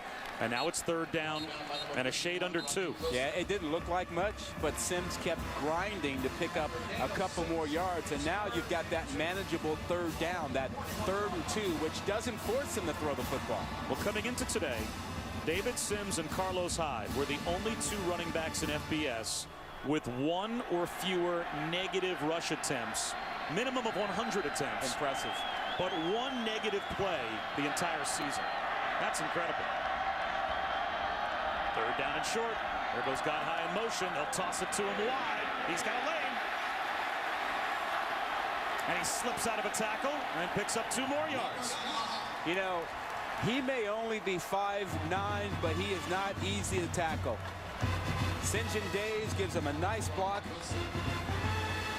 He did a nice job on that left side. Watch the work here, and watch that work here. Watch the blocks that those 2 guys get. St. John Days on the edge, you get your guard coming out. Days gets a good cut block out there, and it's that cut blocking by the receivers and the offensive line that just wear out a defense in this option offense. Robert Godhigh is 5'9" if he's standing on the yellow pages. Up the seam. And it's overthrown, intended for Godhigh. It will be 2nd down and 10. He may only be 5'9", but he's pretty rocked. You know, he's about 190 pounds or so. Well, they even have his media guide height as 5'7". Now, the media guide, as you know, they inflate. Yeah. I think I'm 6'3" in the ESPN media guide. Give me a break.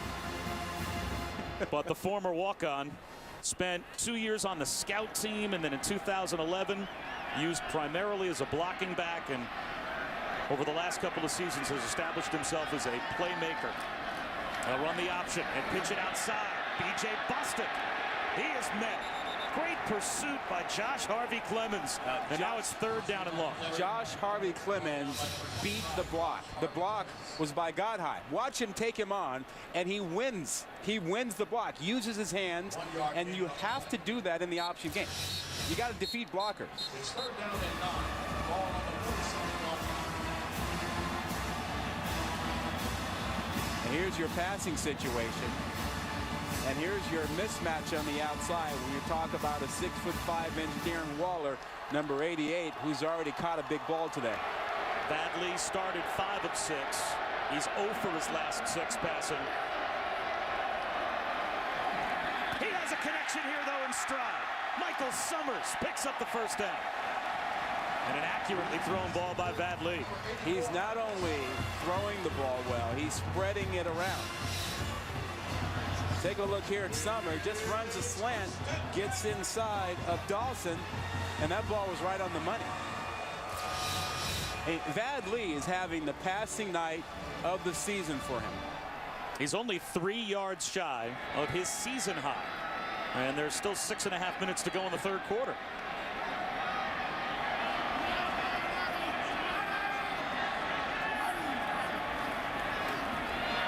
A little flip to Godhigh. Loses 2. You know, Georgia's winning on the outside. They're defeating the blocks out there. They're winning those blocks, and that time it was Sheldon Dawson making the play, defeating a block. And we've seen it 2 plays in a row, essentially. 2 running plays to the outside. They're better on the perimeter, defeating the blocks and stopping the option. It's the fullback run inside that's been a bigger issue. That has to be tough sledding for those corners that spend the whole year covering wide receivers and spread offenses and passing offenses. All of a sudden now, you're out with a lot of open field trying to defeat a block and bring down a speedy back. Here's Vadli going to the air again. There's a season high in passing. Scooped up by Summers. 4 yards shy of a first down. So it's a gain of 8. It will be 3rd and 4. That was second down. Throwing the ball on second down. How much confidence do they have with Lee right now throwing the football? This is 2-down territory for Georgia Tech. 3rd and 4. If they don't pick it up here, I expect Johnson would go for it on 4th down. Play clock to 10. 9th play of this drive. And a big one. Now out of the pistol. High snap. Lee's got it. Over the middle. Incomplete. No flag comes out. Got high the intended receiver. Ramik Wilson there in coverage. It looked like there may have been some contact. Well, remember, for pass interference, it's not contact that is the issue. It is, was there contact to impede the receiver? And when you put your right offhand on a receiver, you can do that to balance yourself as long as you don't turn him around. If you turn him around, then it's pass interference. But I have to say, I was surprised they threw the ball on 3rd and 4. 43-yard field goal attempt to try and make it a 2-touchdown lead. Harrison Butker has made 2 already today. And this one is outside the uprights. So Georgia Tech fails to score. And the Dogs with more momentum as they dodge a scoring bullet. Butker is now 2 for 3. And Georgia will have the football back down by 10 when we return.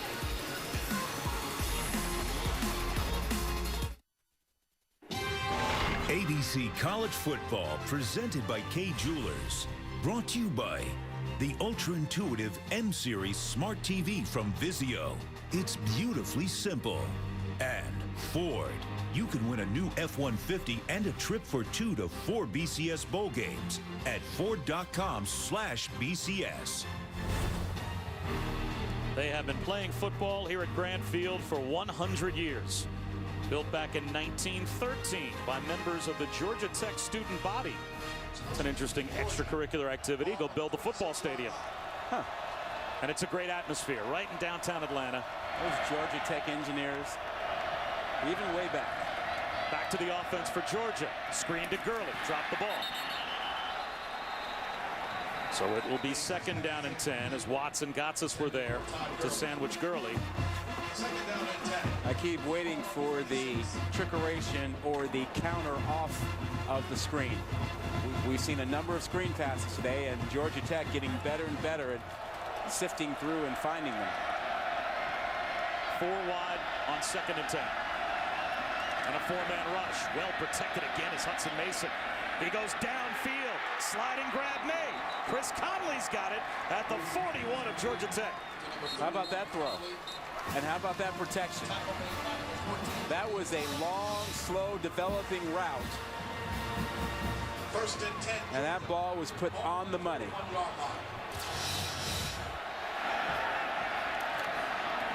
J.J. Green up the middle and stuffed. Euclid Cummings brings him down for a loss of a yard. It'll be 2nd down and long once again. And a lot of 2nd and 3rd and long conversions by Hudson Mason. Yeah. The run game has not given him much help on the early downs. No, Georgia Tech is committed to stopping the run and putting the game in Mason's hands. They want to force him to throw and beat them. They don't want Gurley to do it. False start. Now it's 2nd and 16. False start. Number 68 on the offense. 5 yards. 2nd down. So shoot, Georgia Tech is getting that extra guy involved in stopping the run. A lot of times it winds up being Thomas, 14, getting near the line of scrimmage. Second down and 16. But they're basically saying Mason's going to have to beat us. They're not going to let Gurley do it. Long throw to the sideline. There it is again to Chris Conley. A couple of yards shy of the first down, but he picks up 14. It'll be 3rd down and 2. Yeah, and the biggest change since the first half has really been all the time that Mason has been able to get. Not as much pressure. Nice route, got in between the 2 defenders in that zone coverage. Sooner or later, Georgia Tech's got to bring more pressure. J.J. Green lined up as the setback on 3rd and 2.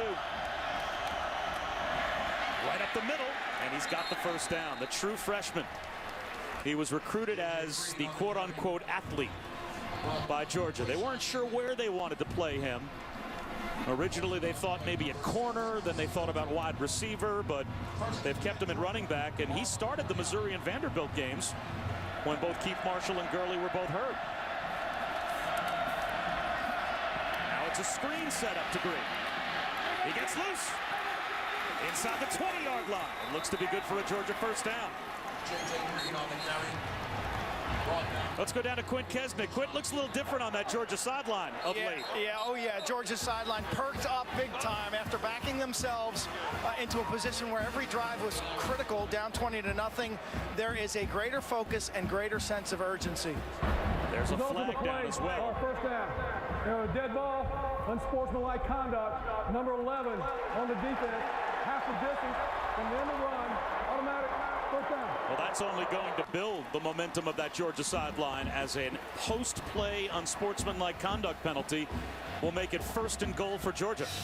Yeah, that's Brandon Watts at the end. He's the second guy. He got pushed, and he comes back and pushes and gets flagged. It's, it's the old rule, The second guy is always the one who's going to get flagged.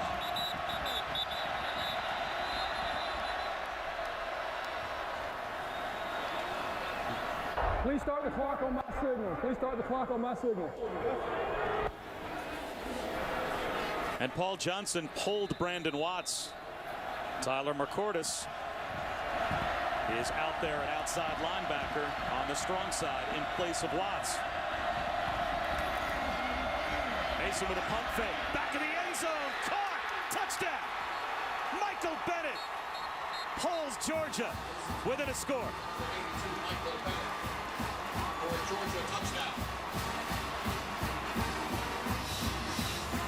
Here he is in the slot. Watch him get inside there, and then he does the double move to force the safety jump on it.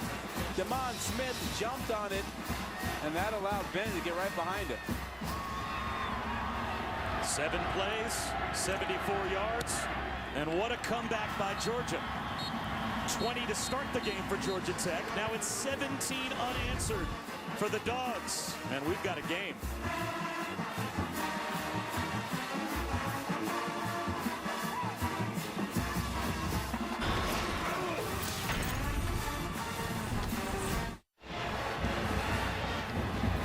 We're on a wild ride here between Georgia and Georgia Tech. It's now a 3-point game. ESPN Rivalry Series presented by GoPro. And tomorrow, get your NFL Sunday started on ESPN at 10 a.m.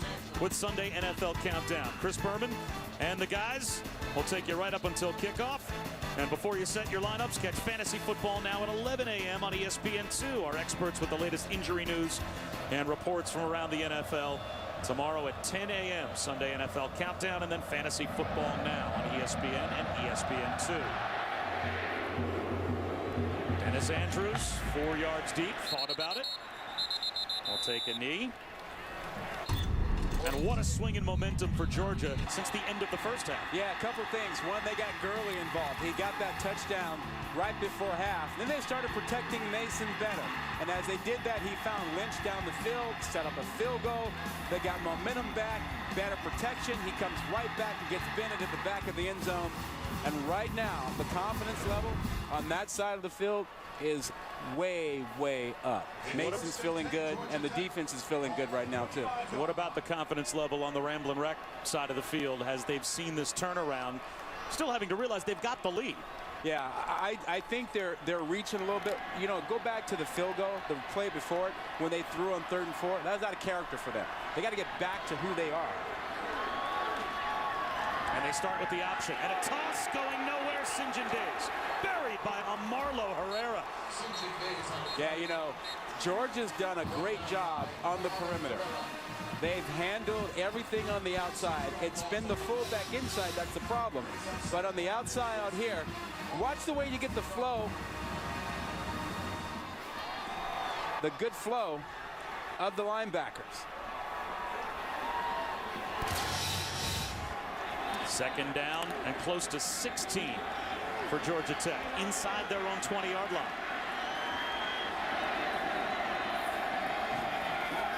Forces Vadley to throw. Finds Godhigh. Close to a first down. Let's go back to Robert Flores. By 10. Well, Robert, it's Georgia Tech leading the Bulldogs by 3, but they got a big first down conversion there. A check down to St. John Days. And Vadley continues to add to his career high in passing. His career high previously was 189 yards. He's up to 217 today, and we're still in the third quarter. Well, and it's been their reaction or adjustment to the fact that they can't run outside. They've decided to throw. I mean, the fullback running inside has been relatively decent, but they can't get anything on the outside with the option. So they're throwing the ball to make up for that. And it's working. Second down and 2. There's the dive. Right up the middle goes David Sims for another first down and a very late flag thrown. The referee threw a very late flag from behind and calling a personal foul against Georgia Tech. Yeah, you know, sometimes in these rivalry games you get a little bit of stuff after the fact. We saw a retaliatory push a little bit earlier by a Georgia Tech player, and now a little hands to the face mask at the end of a play. Live ball foul, personal foul, face mask, number 52 on the offense, 15 yards, spot on the foul, second down. They got the left tackle, Will Jackson, for the face mask. And he seems to be confused, as if it may have been a misidentification as to which number was actually guilty of the penalty. Oh, there's the hand of the face mask. Right there. I guess you shouldn't be that confused.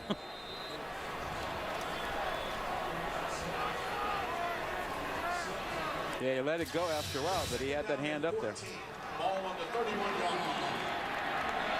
Georgia Tech does not have to snap the ball before the end of the third quarter. They can let the clock expire if they choose. Instead, nope, they do run a play, and they'll run it with Vadley. And he steps out of bounds at the 43-yard line. Only about 2 yards shy of a first down. Good decision making. And that puts him in a good spot, a third and short situation. After a gain of 12. And that will take us to the end of the third quarter. So we head to the fourth quarter with only a field goal separating two teams that started the game with a square off. It's been chippy ever since. This presentation of college football presented by Kay Jewelers will continue after this message and a word from our ABC stations.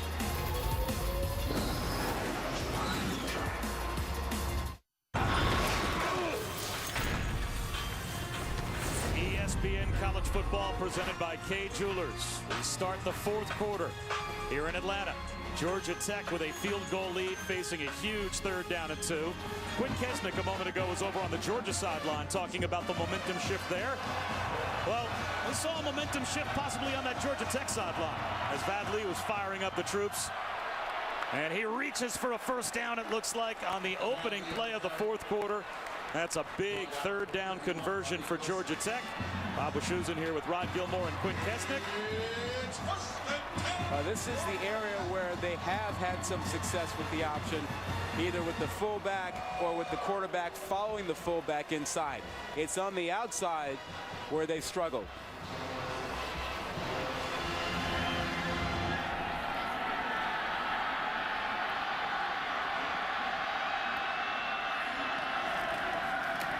Off a fake Vadley. Dumps it off right to Godhigh. He's got about an 8-yard gain, close to 9 into Georgia territory before he was run back by Quincy Mulger. He's been tremendous in the passing game. Godhigh has really made some critical catches to keep drives alive, typically third down catches. Has 4 catches for 82 yards on the game. Hasn't been nearly the threat on the ground that he normally is. But he can get lost when you try and send him out on a pass route. And that looks to be another first down carry up the middle for Sims. Let's go back to Robert Flores. Wow. Wow, that would really hurt the Big Ten's efforts to get 2 teams into the BCS, particularly if Ohio State were to knock off Michigan State in the championship game. 9th play of this drive for Georgia Tech. A toss sweep to Godhigh. And now he's a factor in the run game. There he goes. All the way down to the 20-yard line before he's brought down. Yeah, and all because of a great cut block on the outside to get it going. I mean, we talked about the cut blocking on the edge, what it does to you. And on the right side, you see it right there, right in front of you. That's a cut block that gives you the edge. St. John Days with a great block. And then it was Godhigh really doing it after that. We're cutting back over the middle. But, man, that cut blocking downfield really opens up some things. 55% of his offensive touches end in either a first down or a touchdown. He is an impact player. And right up the middle, the grunt work continues to be done by David Sims as he's buried by Chris Mays. But again, you're still getting 4 and 5 yards on that dive up the middle. Yeah, well, it's because Georgia has overplayed the perimeter, and they've taken away the option on the outside. But the fullback inside, or quarterback behind the fullback, has been a problem. But Georgia has to get a stop here and force a field goal. To get down by 10 points here, with the way this team controls the football, would be a problem. And Georgia now also without their only senior starter on defense, Garrison Smith, out with an ankle injury. Right up the middle again, down to about the 10-yard line. Chris Mays makes the stop on David Sims, but he is right on the first down line. Let's see if the officials rule this first and goal. Yeah, Paul Johnson has basically said, look, if you're going to take away the outside, the perimeter, we're going to pound you inside. They'll run the chains out to see if it's second down and inches. If this is second down, this might almost do Georgia Tech a favor. Check that third as they will measure, and it is first and goal from the 10. So first and goal for the Ramblin' Wreck, and you can get used to all the action wherever you are. The new SportsCenter app is available. Blazing fast scores, the hottest news and highlights, analysis, access to your favorite SportsCenter talent 24/7 via Twitter as well. Download the new SportsCenter app by calling *SC from your phone. Yeah, I downloaded that app the other day. It's keeping me up to breast. You can follow Wisconsin, Penn State, and everything else. It's good stuff. First and goal.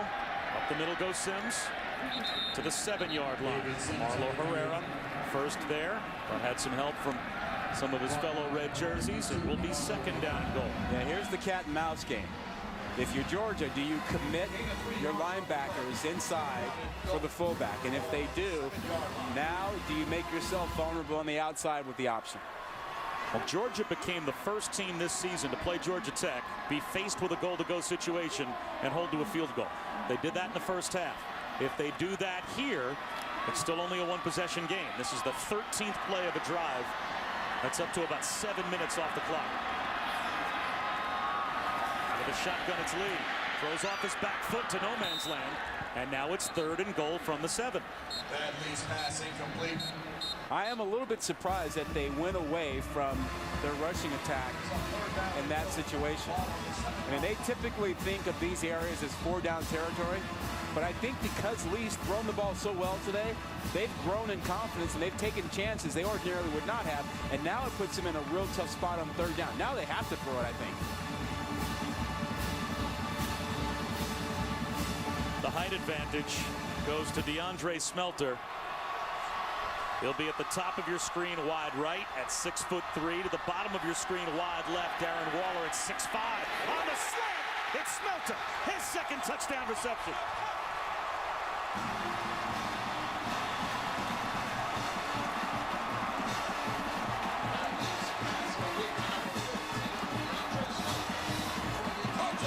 Watch how easily he gets inside. When you're the corner like that and you've got open space, you have to take away the inside. Dawson didn't do that. He basically gave him an open gate to go inside, and Smelter said, really? I'll take it. Nice and easy. But you've got to get up in front of the guy and get your hands on him and keep him from getting inside.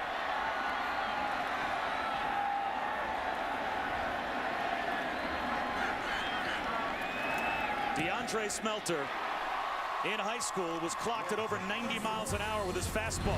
He was drafted by the Minnesota Twins. Arm and elbow injuries end his baseball career at Georgia Tech. He decides to give football a try. It's a pretty good decision.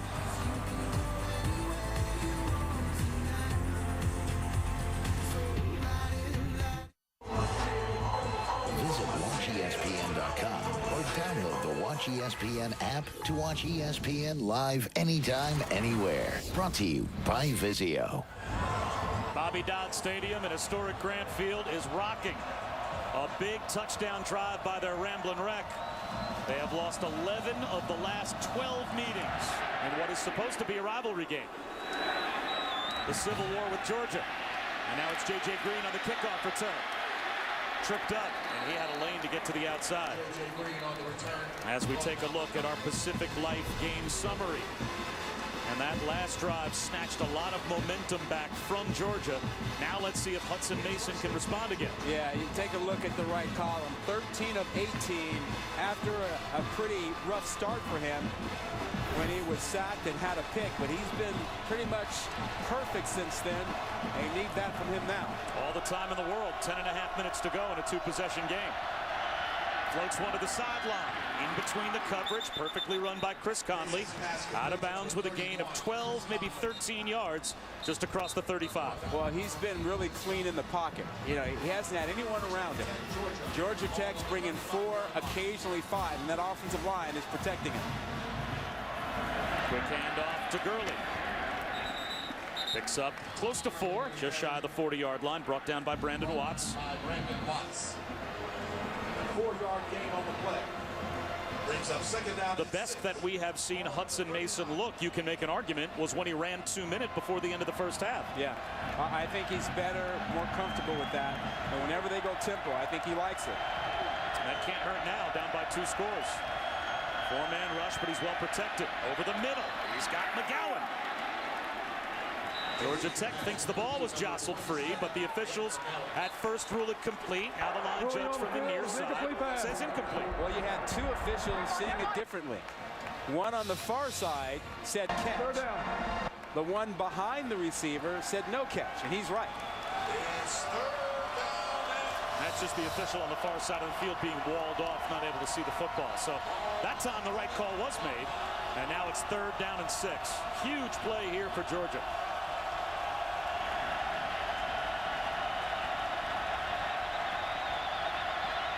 Mason scans the field, patiently throws it behind his intended receiver, though, and unable to make the catch was Bennett.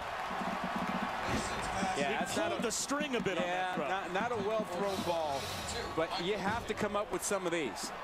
You know, that's tough, but he would tell you, Bennett would tell you, I got to make that catch.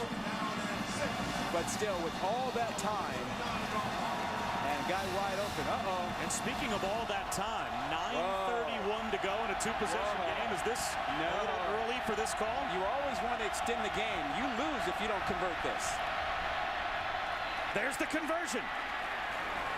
Bennett this time holds on. It's a 4th down conversion for the Bulldogs to midfield. Think about that. If you don't make that, you lose the game. And most coaches won't do it then because you don't extend the game. Screen in traffic, knocked down by a toucher. They almost picked that one off. But you know what I mean, Shu?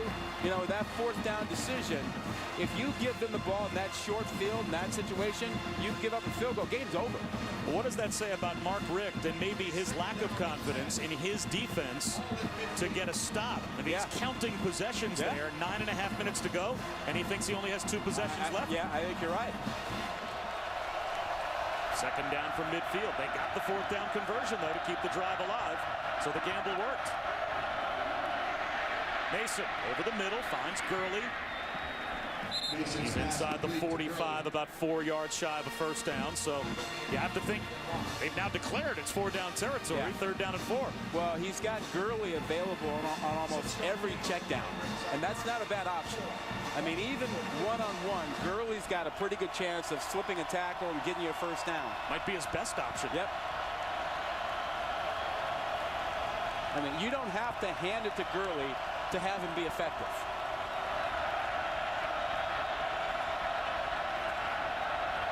About 8 yards outside of field goal range, and one of the two scores certainly be a field goal. Here comes the blitz off the edge. Mason beats it to the outside. Rhett McGowan makes the catch, and boy, did Hudson Mason take a shot from Brandon Watts. Yeah, and how about Gurley picking up part of the blitz? They brought 2 guys off the side. Watch Gurley come over and get one of the guys. First down, Georgia. And then you had Watts completely free. Actually, Gurley should have taken the inside guy. He got one, but couldn't get both of them.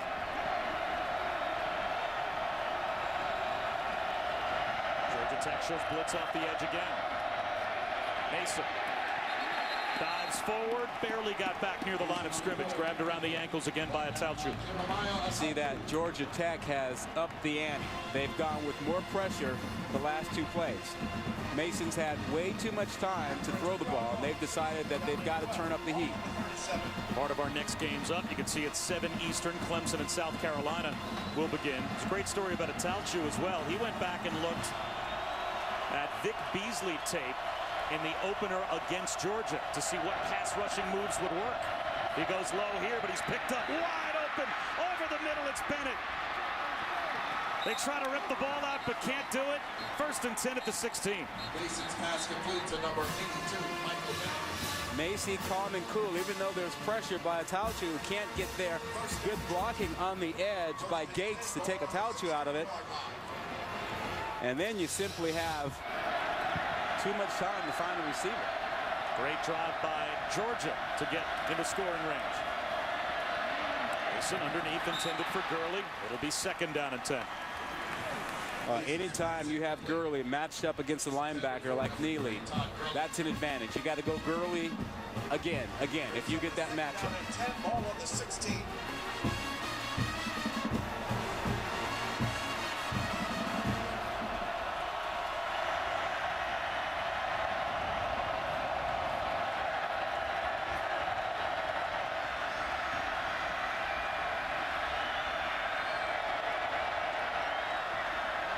Gurley on the handoff. The C's parties inside the 5, down to the 2-yard line. 1st and goal, Georgia. Special runner, but he got some great blocking. The center, 61 Andrews, does a nice job, and then a good cross block there. Huge hole for Gurley. Gurley the lone setback on 1st and goal. McGowan in motion. They'll run it with Gurley at the goal line. Is he in? No signal yet. Now it's a signal. There's a touchdown for Georgia, and it's on the verge of being a 3-point game again.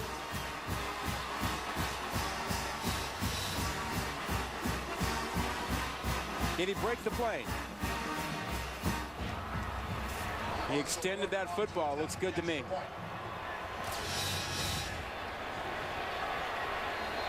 Gurley's first rushing touchdown of the day, and it looks like they will review just to make sure. Ruling on the field is touchdown. Previous play is under further review.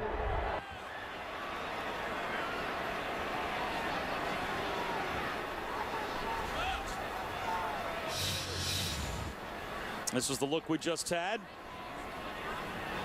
Looking for when the knee was down and where the ball is.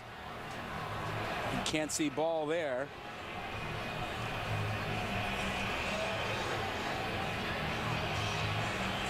Not a clean look there. From this angle, you Parallel see to the ground. Ball stretched out. That's a touchdown. I think that's good. That's good. So it should be a 13-play, 77-yard touchdown drive. And a terrific response by Georgia.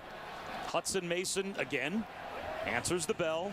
And that's a drive that features a 4th down conversion with 9.5 minutes to go. Mark Richt says go for it on 4th down, and they get it on their own side of the 50. Gutsy move, because if you don't make that, game is over.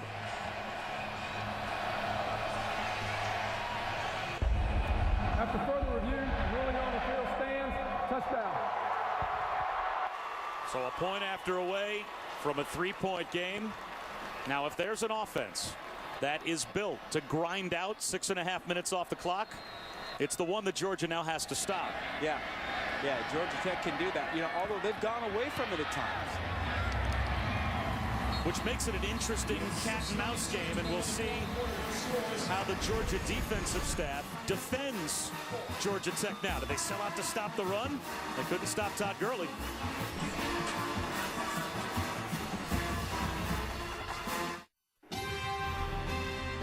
ABC College Football, presented by Kay Jewelers. Kay Jewelers, the #1 jewelry store in America. Every kiss begins with K. And GoPro, the world's most versatile camera. GoPro, be a hero.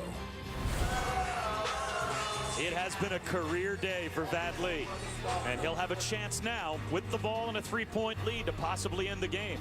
6:37 remaining, though, tons of time. Georgia has their timeouts, but they have to get the football back as Georgia Tech has Dennis Andrews back at the goal line, deep to receive.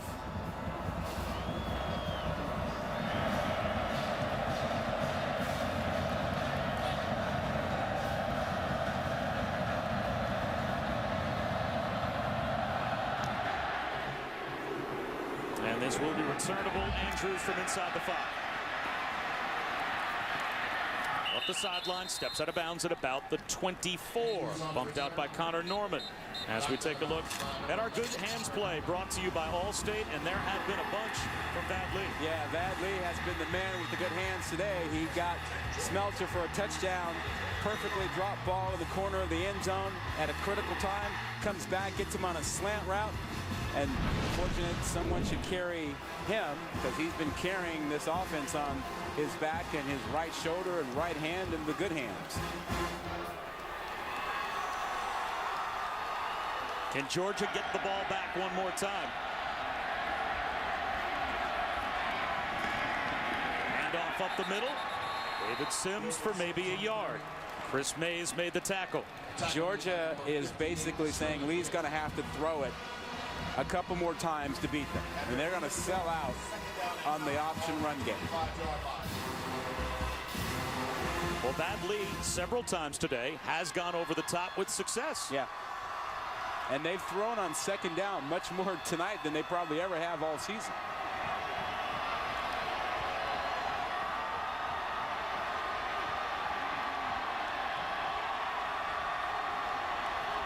Vad Lee drops to throw. Off his back foot, looking for Godhigh. Intercepted. Picked off at about the 40-yard line.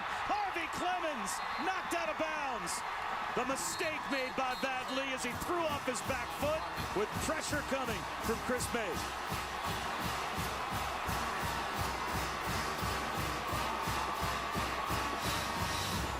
Well, you'll see the pressure coming right up the middle and to his right. And this is just ill-advised. Nothing but red shirts surrounding Godhigh, and he has nothing on the throw. Look at that coverage out there. Nothing good can happen. Harvey Clemens right there to take it. We have an injured player down for Georgia as well, so we'll take an injury timeout. Georgia has the football down by 3. Josh Harvey Clemens with the interception of Vad Lee. And a chance for Georgia to tie or take the lead. Even more football coming up tonight. Johnny Manziel and Texas A&M take on Missouri. ESPN Primetime Football presented by Hampton Hotels at 7:45. And then ESPN College Football on ABC presented by Windows, UCLA and USC at 8 Eastern, 5 Pacific. See Brett Hundley tonight. Try and beat the Trojans. 1st and 10, Georgia at the 25. And off to Gurley. He gets loose. Dragging tacklers inside the 15 to about the 13-yard line. Jamia Thomas went for a ride. A little bit of an extra life for Gurley in the second half, and certainly on that run. They'll go with tempo and give it to Gurley again. And this time a better job by Georgia Tech to hold the point of attack, although Gurley got inside the 10 to the 9-yard line for a gain of 4. Yeah, I just think that in the second half, when they've run Gurley inside, he's gotten great blocking by Andrews, the center, Dallas Lee, the left guard. Hurry up again, play action, the pressure comes. It was a wide open walk-in touchdown for Arthur Lynch, if not for Jeremiah Atalchu to get right into the face of Hudson Mason and get the sack. The tight end could not have been more wide open. Yeah, Atalchu hasn't had a sack since the first quarter, and he just blows right by the potential block by Gurley. Too quick, makes the play, and now a huge third down. So what could have easily been a Georgia touchdown becomes 3rd down and 12, and a chance for Georgia Tech's defense to get a stop.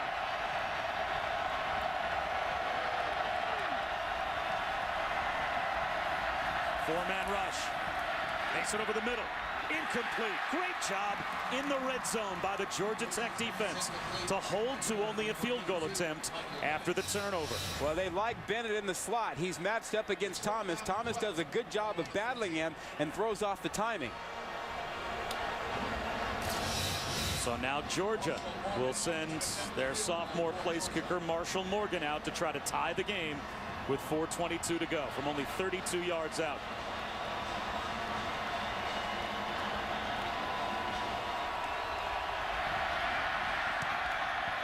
We are tied with 4:17 remaining. Georgia and Georgia Tech. Down the stretch we come. What a terrific game.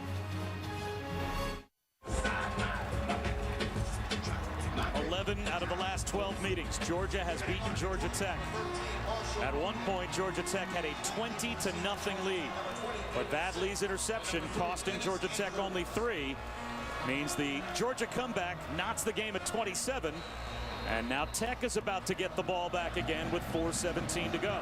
And I think if you're Georgia, defensively, you think in terms of taking away, again, that fullback inside run and really sort of dare Georgia Tech to put the ball up in the air again.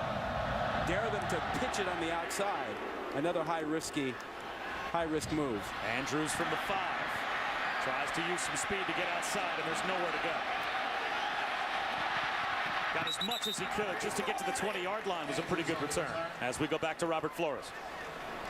Knocked out of bounds by number 7. All right, Robert, thanks very much. And this is a significant injury for Georgia. Sheldon Dawson, who has played a fair amount at corner, already a banged-up secondary for the Dogs. And while he is examined, we'll step aside. Bob Wischusen, Rod Gilmore, Quint Kesnick, and the rest of our ESPN and ABC crew back in Atlanta for a game that couldn't be more entertaining between Georgia and Georgia Tech. And Tech has the ball back at their own 20-yard line as there's been a bunch of injuries in the secondary for Georgia today. A toss to Godheim. He's got some blockers, stays in bounds, and has a first down out close to the 35-yard line with Sheldon Dawson on the sideline. Trey Matthews didn't make the trip. Quincy Malger out with an injury. And that was the first successful perimeter run by Georgia Tech since the first half of the game.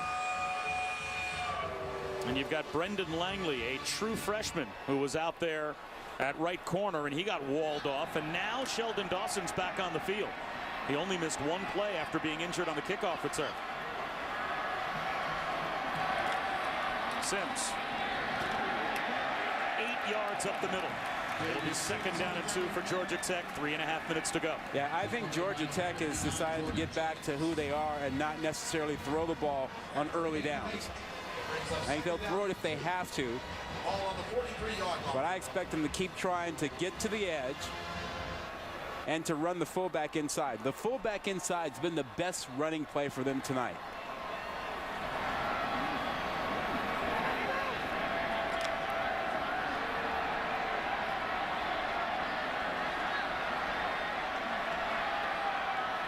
Got high in motion. They run the option badly on a keeper. He's got a first down. As long as they can be successful on first down, get positive yards, 3-4 yards on first down, they can stay in their option format. And I don't think they really want to pitch the ball on the option. And I think that's why we saw them on the first perimeter run this drive actually do a toss sweep so that you don't have the blind pitch.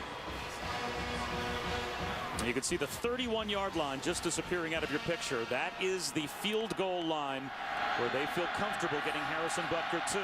Toss to Godhigh. Finds a lane. Godhigh across the 50. He's got a first down to the 43-yard line of Georgia. And that stops the clock, at least for the moment, with 2:26 to go. You see, that's not option football. I mean, that's just a toss sweep. And this is a different way to get to the perimeter because they can't do it with the option. They get a nice cut block on the outside by St. John Days, but that's just a toss sweep.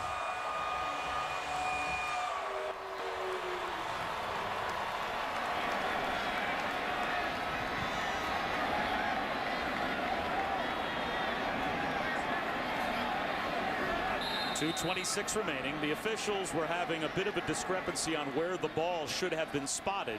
Now they have it spotted at the 43-yard line, which is where Godhigh went down. And we come up on 2 minutes to go. Sims up the middle for 3 yards to the 40-yard line of Georgia. Sterling Bailey made the stop. And they bleed the clock. And if you're Georgia, you start thinking about using timeouts. You want to force them to make sure you get a little time left. Well, certainly if they get in field goal range, that's going to be the decision for Mark Richt. When do you use your timeouts? Yep.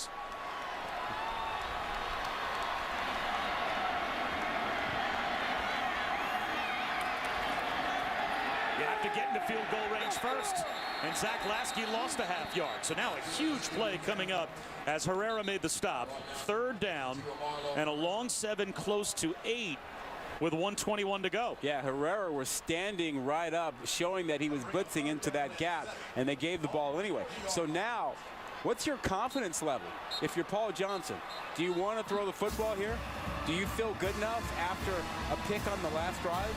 Well, Paul Johnson's going to let the clock wind all the way down. And he's going to call a timeout with under a minute to go.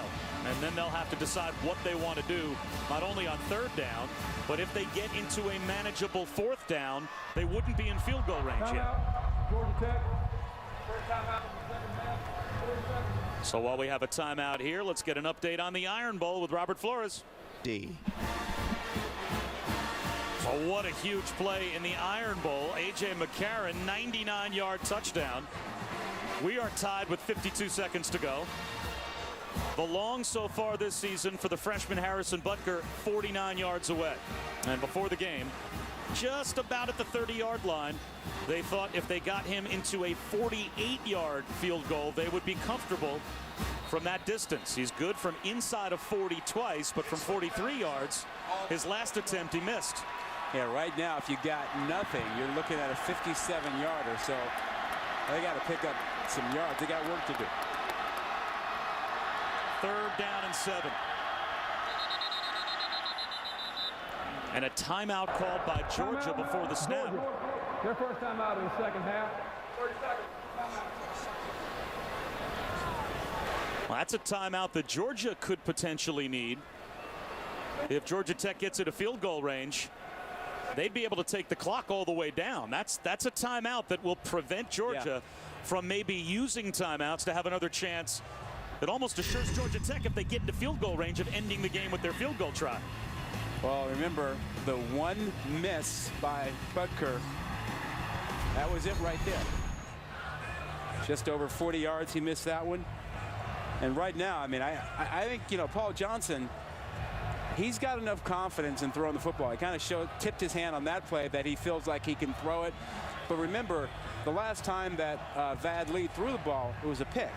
Georgia brought some pressure. I expect Georgia to bring pressure again now and try to force something to happen. Well, you can see our virtual field goal line, the target that we estimate they need to get to based on information, not only with the kicks he's made and missed so far this season, but even with Quint talking to the special teams coaches before the game. They have to get the first down to get there. Quint?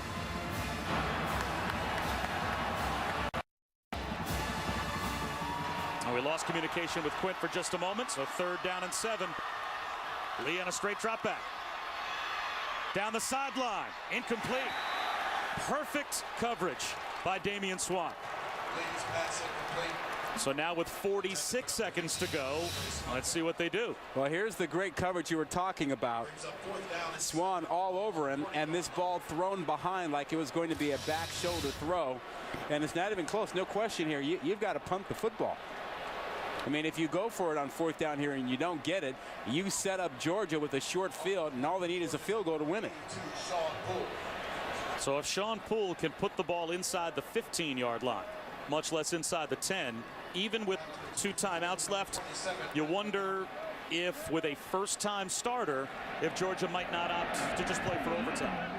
As Poole is able to knock it down inside the 10, and it rolls right to the goal line. And it looks like Georgia Tech held it out of the end zone. They did at the 1-yard line. Chris Milton saved it from going into the end zone. What a great special teams play. Great kick, great coverage. And now Georgia is backed up. And they actually marked the ball at the 2-yard line, which does give Georgia a little bit more breathing room. Now, if you're Georgia Tech, you have 2 timeouts. You can use your timeouts here just inside the 5-yard line to force Georgia to at least run 3 Absolutely. plays. You absolutely use them if you get a chance. Now, how confident are you if you're Georgia? Do you want to throw the ball from the end zone? Too risky down here. This is Todd Gurley all the way. Yeah, I would It's not a think so. quarterback sneak, and that's what they do with Mason. Yeah, you got to play for overtime. And now from the sideline, Paul Johnson's going to call his timeout. Absolutely. You never know what might happen in terms of ball security inside the 5-yard line, so make Georgia use the maximum number of plays, and they'll have to run at least 2 more plays, although really Georgia could just take a knee. Well, Georgia did a nice job getting back into this ball game. It was Gurley. We thought he'd be a big impact here, and then that nice interception by Harvey Clemens at that game-tying field goal as well to knock this thing up at 27. So at the 3-yard line, Georgia Tech with 1 timeout left. You feel like you have enough room here to take a knee twice and still be comfortable that you're not anywhere near your own goal line? Well, you know, if you're playing for overtime, you know, right now you think, let's go ahead and run the ball. If you're confident that you won't fumble it, run it, because you're going to burn up a little bit more clock. They've got 1 more timeout. You don't want to punt it from down here either if you can avoid it. They're just going to take a knee. Even if Georgia Tech uses their timeout, 1 more knee and the game goes to overtime. And a timeout will be called by Georgia Tech, forcing Georgia to at least have 1 more center exchange before we play overtime. It's the right call. I mean, you really can't afford to take any chances down there when you know you can go to overtime. The rest of the night in football, 7:45 Eastern on ESPN. Texas A&M and number 5 Missouri, as we'll see Johnny Manziel. We'll also see Brett Hundley and UCLA take on USC. Saturday Night Football presented by Windows on ABC at 8 Eastern, 5 Pacific. A great day of rivalry games all over college football. Love it. How about that UCLA-USC game? Coach Orgeron has a chance to wrap up that USC job. If he beats UCLA, goes 7-1, Pat Hayden might have to hire him. He might hire him in the post-game press conference. He might not have any choice. He might come right to the podium with a contract. Yeah, you got Ronnie Lott and Marcus Allen talking about he's the guy and they want you to hire him. That's a lot of Trojan royalty talking up the guy. Mason takes a knee, and we will go to overtime. As now Georgia Tech can't stop the clock. And as evenly as this game has been played on both sides, why not play on?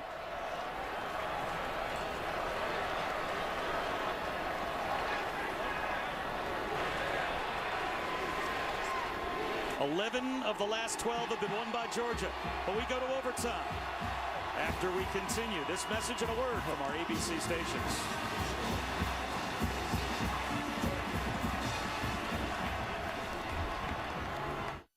Welcome back to ESPN College Football presented by Kay Jewelers. Bob Wischusen, Rod Gilmore, Quint Kesnick, and the rest of our crew set for overtime. It was at one point a 20-0 Georgia Tech lead, but Georgia has come back A touchdown before halftime, outscoring the Yellow Jackets 20-7 in the second half. And now we play on, just about set for the coin toss. Guys, not much saying. We'll turn it over to Gary Patterson. All right, man, we're going to overtime. Each team has one timeout. Each team has a challenge left. No challenge will use in the regular.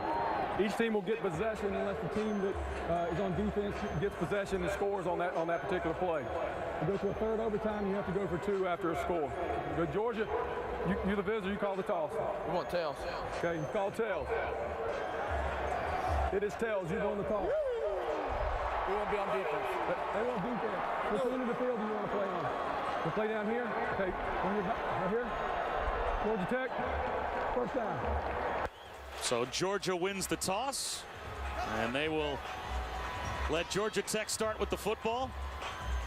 The overtime records between these two teams, one on either side of 500, as Georgia at 5-4, 4-6 for Georgia Tech. The only overtime meeting between these two teams back in 1999, and that was a thriller. Wasn't that the ball game in which Georgia Tech kicked the field goal on 3rd down and it got blocked and was behind the line of scrimmage, and they had an opportunity to kick it again on 4th down and won it? Well, based on how this game has gone, who knows what we might be in for. Hey, it's rivalry weekend. You're going to get things like this. It's awesome. Now the clock's not a factor. Now you're just trying to score. What do you expect offensively from Georgia Tech here? They have been more pass heavy than you'll probably ever see this offense be. I think we're going to get only passes when they have to on 3rd down. I think we're going to get more of the fullback inside, a little bit more of the toss sweep or something to get to the edge, because the option to the edge has been a little bit too risky for them and not all that successful. Well, they'll toss and maybe run a trick play. St. John Days with a throwback, quarterback to quarterback, and it was read by Georgia. Thad Lee almost lucky to let that one go through his hands as Damian Swann stayed home. Yeah, Swann was exactly where he needed to be, stayed on the backside. Toss sweep, we've seen it a number of times. And the throwback gets them nothing. Damian Swann in perfect position. In 2011, St. John Days was a quarterback in this system, so obviously they feel comfortable with his ability to throw the ball, but the trick play doesn't work. 2nd and 10. Another trick play, an end around. Corey Dennis tries to turn the corner. Check that Smelter. He's inside the 15. He's got a first down. Down to about the 13-yard line. Yeah, great running by Smelter. He could have been stopped back near the line of scrimmage, but watch him use his block. He sets this up and cuts in behind his blocker, forces a guy to miss. I mean, there wasn't a lot there. He made that happen. 1st and 10 at the 13.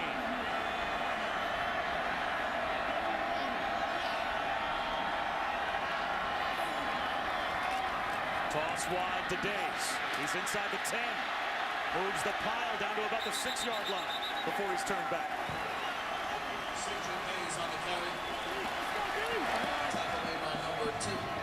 It's been all perimeter.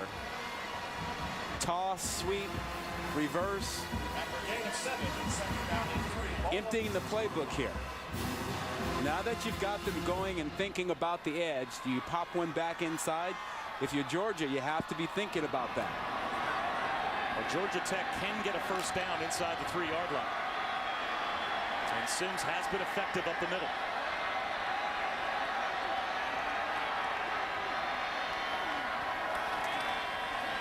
Up the middle goes Lee. First down and goal. Thad Lee on the carry. Tackle made by number 39, Corey Moore.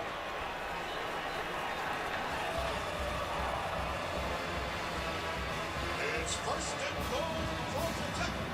All of the 2 yards. 1st and goal just outside the 1.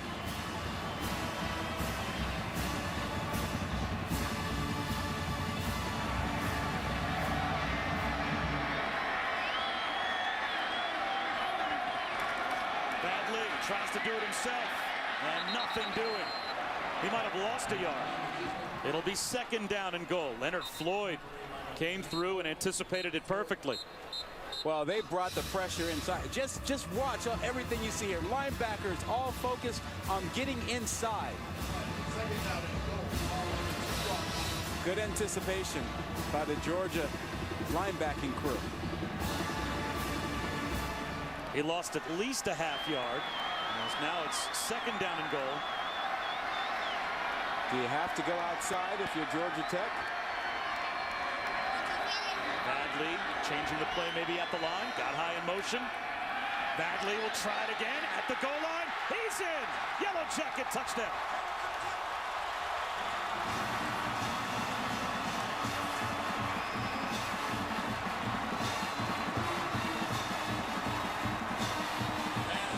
That's Vad Lee. He checked to that play. He checked to this and changed the blocking because of what he saw and got a great block up front by his right guard, Shaquille Mason. Got in right behind him and then dragged Herrera into the end zone.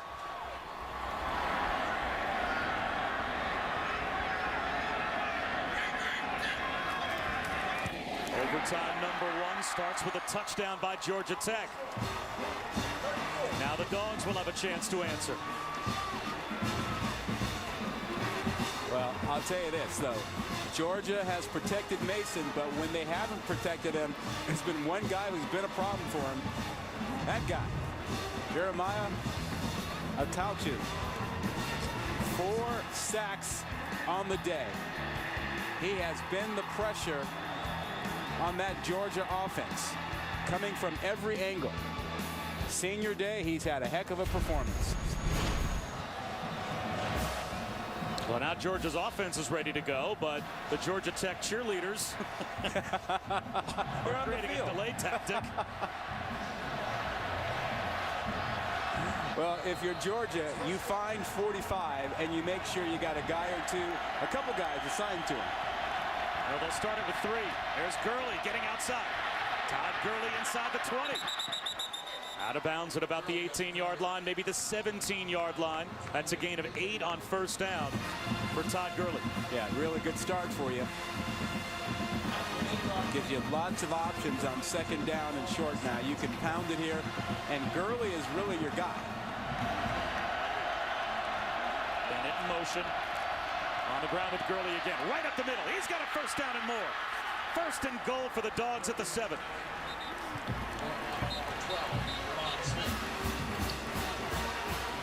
As much as we talk about Gurley, the left side of that line, Dallas Lee and that center, David Andrews, doing a great job. Gurley again. Why not? At the goal line. He's in for the touchdown. And Georgia is a point after away from the equalizer and forcing another overtime. That didn't take long. Well, that to me was both offenses going right to their bread and butter for the most part. Vad Lee's probably been the best all-around offensive player that Georgia Tech has had. And Todd Gurley's probably the best all-around football player in the game. Yeah, just dueling. And I think Gurley's been spectacular in the 2nd half. And the overtime. To complete the point. And they do.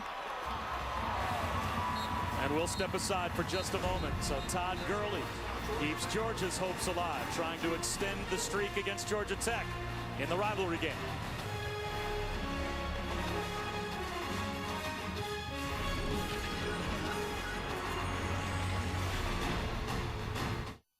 Probably done for the Badgers.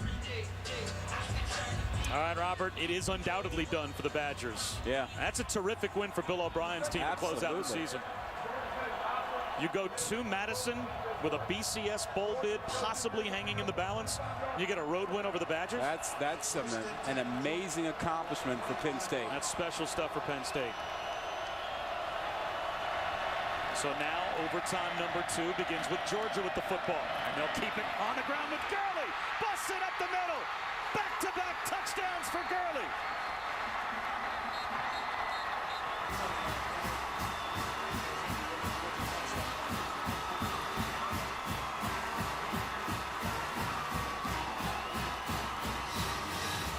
Well, you're going to get pressure off the edge here, but look at the cross blocking up front. Great job by Dallas Lee, number 64, the left guard, and then David Andrews, 61. They blocked a huge hole open for Gurley. That was fantastic.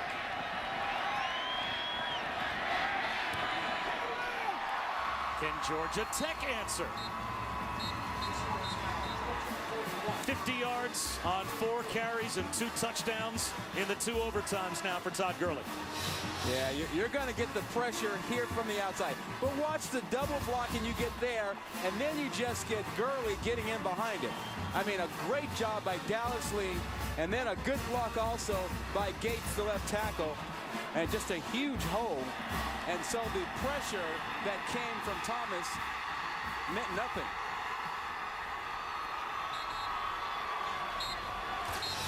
So now can the Georgia defense get the stop? 13th game in his career with 100 or more yards for Todd Gurley. But a handoff and plenty of room for David Sims. He's close to a first down, a gain of 9.5, just outside the 15-yard line. Back to their roots, using the fullback. You know, Paul Johnson does not have a laminated card, doesn't have a fancy signal in the play system, just grabs a guy like old school and sends in the play. Messenger.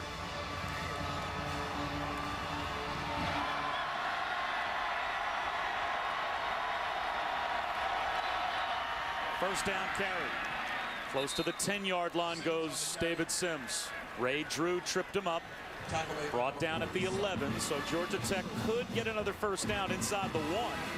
But now the field really shrinks, and they have to have a touchdown to extend the game. You know, they've not run the option in a long, long time. When they've tried to go to the outside, it's been the toss sweep.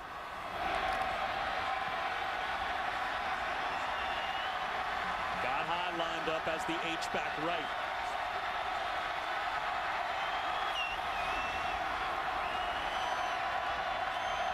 He's the motion man. Instead, it's David Sims. A yard to the 10-yard line. Second down and long. Brought down by number 47, Ray Drew. Ray Drew makes another stop. He turned down 50 other scholarship offers to choose Georgia, but this is really the first year he's emerged as a starter, and he has been an impact player today.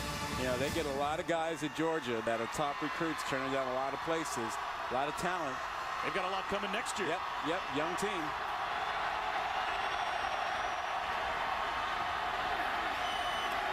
Now they'll run the option. There's the pitch to Godhigh. Makes a move at the 10. Cuts it inside at the 5. And he's out of bounds at about the 3. Marlo Herrera ran him out. Great run by Godhigh. He had to freeze a guy to get to the edge because this thing was pretty strung out initially. Watch him freeze a guy right here and get to the corner. Now they actually have a shot on a 3rd and short. Well, Georgia Tech also can pick up a first down. It's 3rd down and 2 from the 3. If they get inside the 1-yard line, they get a fresh set of downs.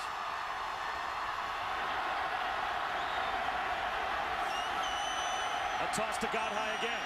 He'll be buried back at the 5, maybe the 6-yard line. Now it's 4th down.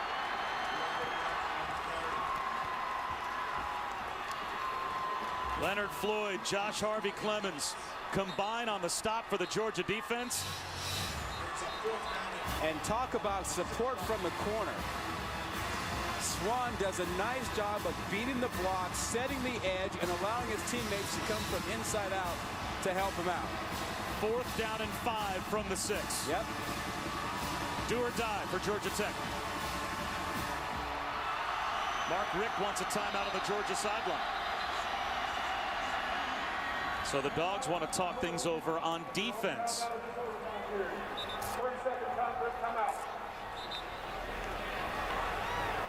The last time you were down in close, the Georgia Tech offense, and they had to have it play where you were wondering whether or not they could run for it. They got an easy touchdown on a slant to DeAndre Smelter. Is this a clear passing situation? for the Georgia Tech offense, maybe using a height advantage out on the edge with one of the wide receivers? Yeah, I think that they will throw, and I think they will be looking for either Smelter or Waller, because Waller is 6'5". I think they'll try and spread him as far across the field as they can because his ball is on the hash. Yeah, they don't have confidence in their option game, running to the edge. You know, running inside is the only thing, but that's risky here. That's how we got to this overtime, though. Inside, Lee got the touchdown. Gurley came right back, matched that one. And then Gurley started the second overtime with a huge run. Got them the touchdown. And now it is Georgia Tech serve on 4th down. 4th and 5 from the 6. Lee in the pistol. He'll throw. Looks end zone. Tipped on the carom. Back outside the goal line, and it's incomplete. And the Dogs survive and win it in overtime.